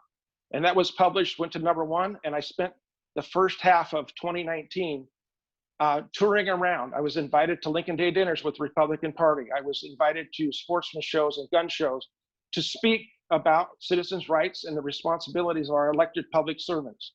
And that's what led to people asking me to please run for governor, because the crowds got bigger and bigger as word got around of what I stood for, and citizens just started asking me. And at first I didn't take it seriously, but as the crowds grew and the voices grew of people asking me to please run for governor, I looked around and I didn't see anyone that I could trust would uphold their oath of office and protect citizens' rights. And so I told my wife, Barb, if I don't do this and take this state back from the corrupt politicians that trample on our rights, then I would regret it for the rest of my life. And since then, July of 2019 is when I announced. And it's been going great ever since. Last month, we had double the donations of almost every candidate come into our campaign from small donors. and we're doing really good this month too. Great, thank you. By the way, we're both from Republic. I'm graduate class of 1984. I did not know that. I was in the class of 1979. Just a little bit of miss there. My sister Sandy and her husband Nathan Shiflett both live there still. You might know them. And for those of you who don't know, Republic is a tiny little place, about 1,000 people. And from here in Oak Harbor, it's just down at the other end of State Road 20. Yes, it is. Highway 20 goes right through town. Yep. Are you in Republic tonight? I am just outside of Republic at our cabin. Yes, but this is Ferry County. Outstanding. You have spoken very clearly and compellingly about gun rights and other conservative issues that has captured a lot of people's imagination. But you're going to need to capture some votes in some of the blue areas of the state in order to become governor. What is the common ground between a mine worker in Republic and a tech worker in Seattle that will unite them behind you? Well, as I travel around the state, and I mean, I knew this before I was running, but the number one issue up until COVID came around is the so-called homeless crisis. You know, we hear about it all the time. You see people all over the streets, you know, but from my announcement speech on, I called it like I saw it, you know, as a 3-year narcotics detective, that it's not all about homes. You know, a small percentage is just about homes. It's mostly about addiction and the mental health crisis. And here in Ferry County, I was a member of the North Central Washington Narcotics Task Force, which is a multi-county agency for years. And we had a zero tolerance policy for narcotics. And people would get arrested, they'd go to jail, they'd see the judge would give them the choice of going to treatment or going to prison or jail, depending on the severity of the other crimes, because most of the time there are other crimes involved. And the smart ones, and most of them, chose treatment. And after working this for a while, you know, people would get their lives together. They'd come back, and this was very surprising to me at first, having these former drug dealers or users come up to me and give me a hug and thank me for saving their life, because they cannot quit heroin on their own. You know, it takes tough love. It takes strict enforcement and compassionate treatment to get these people the help they need. Most of the heroin addicts or meth addicts, they're not bad people. You know, they've made a bad decision. There are very bad people, and I've put some of them away in federal prison for 20 years, but most of them are not. You know, they're just stuck in the cycle of addiction. And the far left says that it's not compassionate to put an addict in jail, but it is exactly the opposite to leave them on the streets stuck in the cycle of addiction. So a little bit of tough love and some compassionate treatment will help these people. I've seen it so many times, it's not even funny. And that's one of the biggest issues that's facing the state. Is there treatment facilities in Eastern Washington that can help these people? There are treatment facilities all over the state. The problem is that the state has very few restrictions. You know, if you're funded by the state, you have to be a zero threshold entry program. And that's not working. I've talked to people who have gone to some of these totally state funded programs, and there were more narcotics in these treatment facilities than there were on the street. That is the exact quote from some people that have come back. I recently toured a facility down in southwestern Washington, and when they first started out, they were taking mostly state funding, but you know, and they deal with the people that are homeless and addicts and people with mental health. But with the state rules, they weren't seeing a very high success rate. And so that's why they started this facility, because they care about their community. They care about the people that are suffering with these addiction and mental health. And so they got their board together and they decided to completely change their process. And now they hardly take any state funding. They're mostly funded by the local community, you know, donors in their community and businesses that are in their community. And they completely changed their model. And now they're not a zero entry threshold to get into the facility. They've got security, they've got cameras, they've got locked doors. They've got mental health counselors, they've got drug counselors, they've got a daycare for family units, you know, when mom and dad are in counseling or they're going to their job. But what they saw is they went from a single-digit success rate on getting people on their own to a 78% success rate. And that's huge. That is huge. That's taking people on the streets, addicted to drugs, don't have a job, living on the system, to being in a job, in their own apartment, paying their own rent, and taking care of themselves. That's huge. That doesn't happen in the state-run facilities with their lax rules. Sure. Can you clarify? I'm not familiar with the term zero entry threshold. What does that mean? That means anybody can come and go as they please. Oh. Very little rules. Yeah. Right. Okay. So when I was down there touring it, they have had people who didn't follow the rules and they were kicked out. And within a week or two, that same person was knocking on the door, apologizing. I'm so sorry, please let me back in. And so they sat down, talked with them, let them back in. And now that person is a success story. But they have to follow the rules. It's not just come and go as you please and do what you want to. Wow, that sounds very interesting. It is. We had, I got to check my notes here. There it is. We had some people who are, I think they might be here tonight. Chris and Andrea Semel, and I'm sure I mispronounced that, from Olympia. They sent us this question for you. How do you think you'll be able to best reach across the aisle when you're elected to work with the progressives in Olympia and without sacrificing your deep-seated conservative values and beliefs? Well, the funny thing about the Constitution and the Bill of Rights is that it protects all people equally. You know, when you have the rule of law and you have the government staying within its lane, you know, abiding by the rule of law and the Constitution, because, you know, the Constitution is the rule of law. It's the supreme law. And that is a guideline, the guide for our government. It tells our government what it can't do. It doesn't put restrictions on you and me. It puts restrictions on the government. And so when our government stays in its lane and abides by the rule of law, everyone is freer. Everyone is treated equally. So reaching across the aisle and talking to Democrats or independents, it's not a problem. We just need to abide by the rule book. And I'm hearing from a ton of Democrats that are frustrated with the Democrat Party because it took a hard left turn and left them standing in the middle of the road. You know, they want law and order. They don't want chaos in the streets. A lot of them like their First Amendment and Second Amendment, which are being highly restricted right now. And so I'm hearing from a ton of Democrats, emails and in person both. And they're saying that they're voting for a Republican for the first time in their life because they've seen what the far left is doing, the Democratic Party, and they see what I stand for. They've read my book, they've gone to my website, and they're voting for me, a Republican, for the first time in their life. And I've actually got video of people coming up and meeting me and saying that. So it's incredible what's going on right now. That's great. Tell us more about that. Where are these Democrats in Eastern Washington, Democrats in Western Washington? How is that playing out? No, when I was at Puyallup Sportsman Show, I actually had 4 people come up to me that day and tell me that they were Democrats and voting for a Republican for the first time in their life. I asked every one of them, and I do this in email too, if I get an email from someone that says the same thing.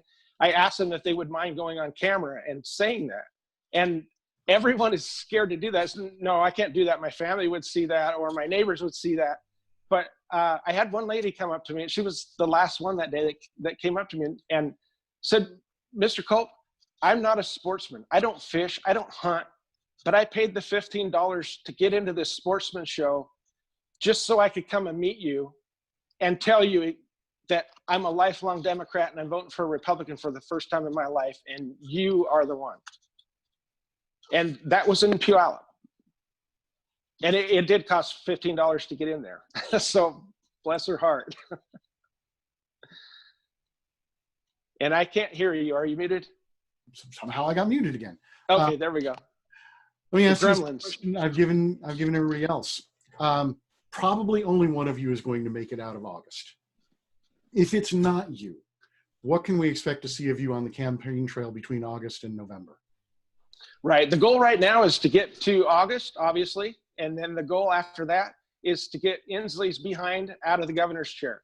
So I'll do everything that I can to help. If it's not me, I believe it is, but if it's not going to be me, I will do everything I can to help get Inslee out of office, because he's ruining our state.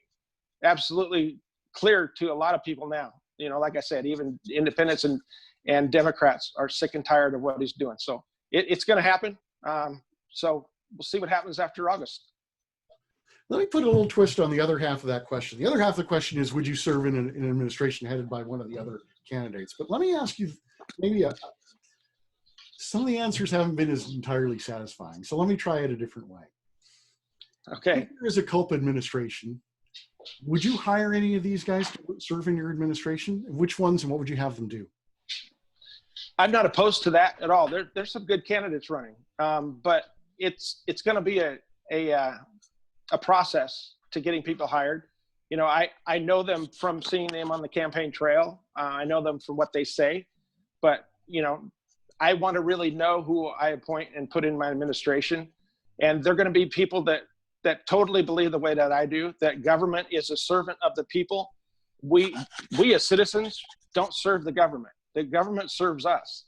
And I want to make sure that I vet everyone that I appoint. You know, I want them to understand that the Constitution is a rule book and we are public servants.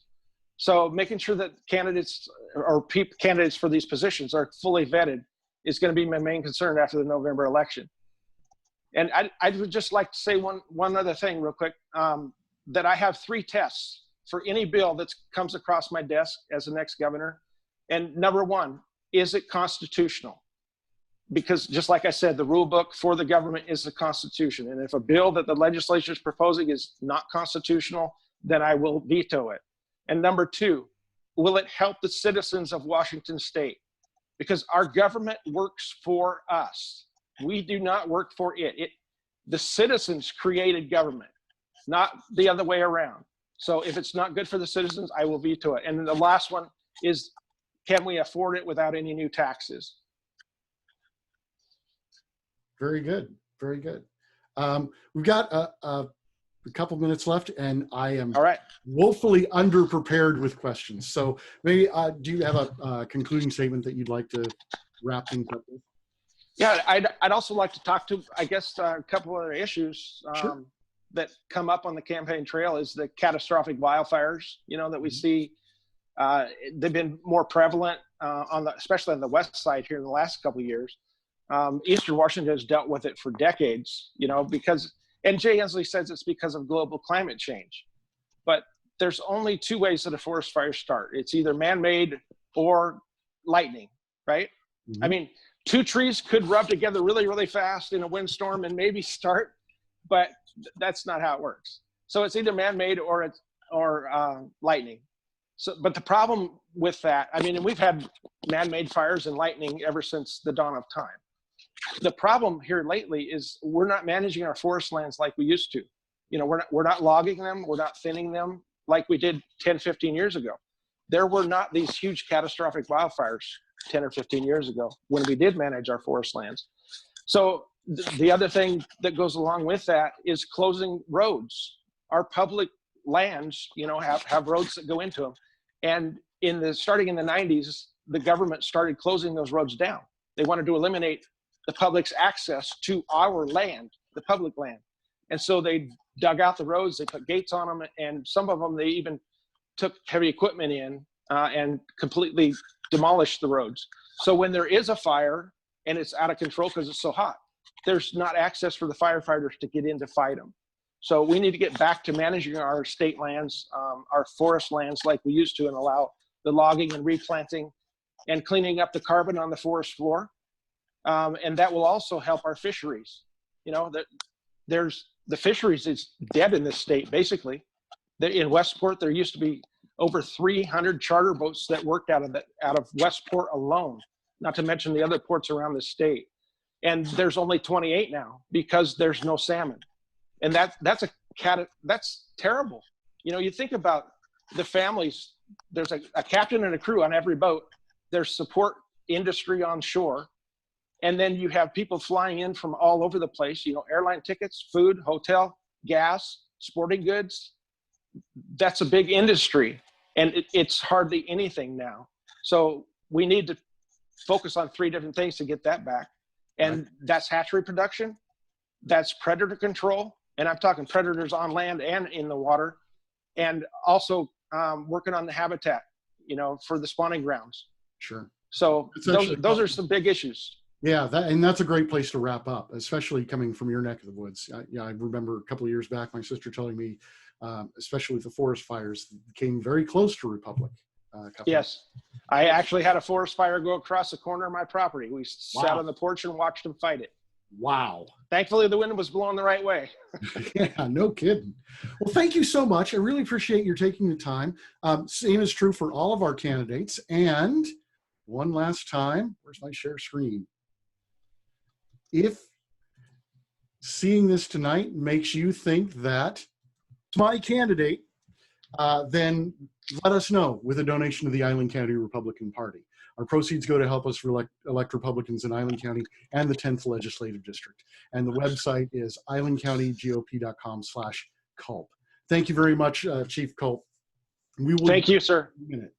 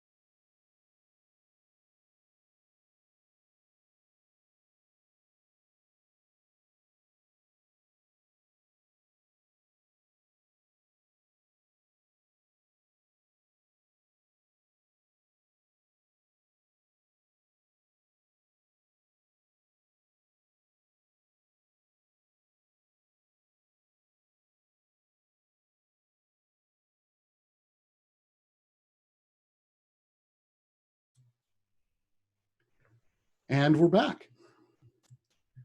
All right, so that concludes our interviews this evening. I think it was terrific. It was great to hear from all of these candidates. Some of them I've heard from before, some of them, it was the first time I got a chance to speak to them. Really appreciate all of you for taking part.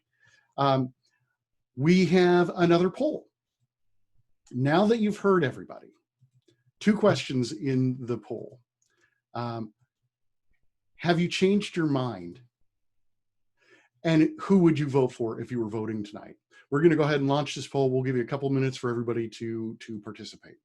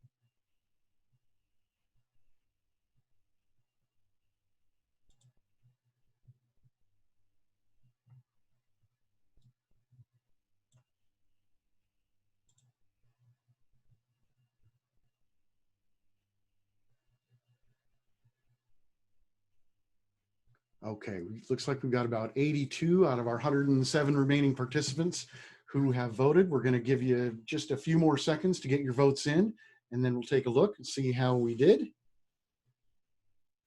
We're at 83, 84, 85. Give you just a little bit more time for the last 20 of you if you want to jump in. don't feel compelled. If you don't want to, that's fine. 86, 87.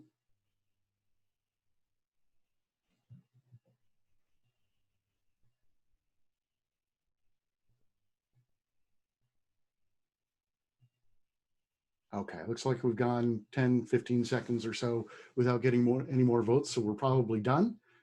So we're at the end of the poll, and let me share the results with you. So 51% of you, 44 people, said that they had already decided on their candidate and nothing they heard tonight changed their mind. Well, that's probably about right. 5 of you had decided and now you have changed your mind. So I'm glad we did this. 12 of you, 14% said you had not decided, but now that you have, and there's 30% of you who are still going to think about it after having heard everyone tonight. And that is certainly your right. Remember, Election Day is August the 4th. Ballots are going to drop on July 17th, so you have a little time. Now, if the election were held tonight, for whom would you vote? Chief Culp is the big winner in tonight's event, 46 votes. Probably a lot of those 44 who had decided before they got here are Culp supporters. And then in next place is Mr. Freed, and we've got a 3-way tie between Tim Eyman, Phil Fortunato, and Anton Sakharov. And there's still 12 of you out there who are not decided. So, so that's fine, and that's interesting. We'll see how predictive that is of what happens in July. Thank you, everyone, for participating. Okay. Now, a couple more things, and then we will we'll wrap up. On the fundraiser front, well, the songwriter Sting, who used to be the lead singer for the Police, he put in a book about his lyrics once. Sometimes writing songs is like making soup, and maybe you needed a little more salt. We raised about $255 on the support fundraiser, which is probably about all we could ask for. Most of that went, or we had $150 to Loren Culp and another $105 to Joshua Freed, and nothing on the other 3. So thank you very much for your support. Thank you for coming here this evening. I hope that you found this interesting, educational, informative. And the last thing I want to say is this, another slide for this. This is the Allen County Republican Party. We believe in working hard for Republicans. We've got the websites for the candidates here, but what I would like to leave you with is this. Choose a candidate for whatever reason. Someone spoke to you. It doesn't have to be a candidate for governor. Could be a candidate for state legislature where you live. Could be one of our other statewide candidates. Secretary of State Eyman is on the ballot this year, as is Treasurer Dwayne Davidson. Pick a candidate and work for them as hard as you can. Democracy works when we all take part. And then finally, thank you very much for joining us, and vote Republican. And thank you and good night.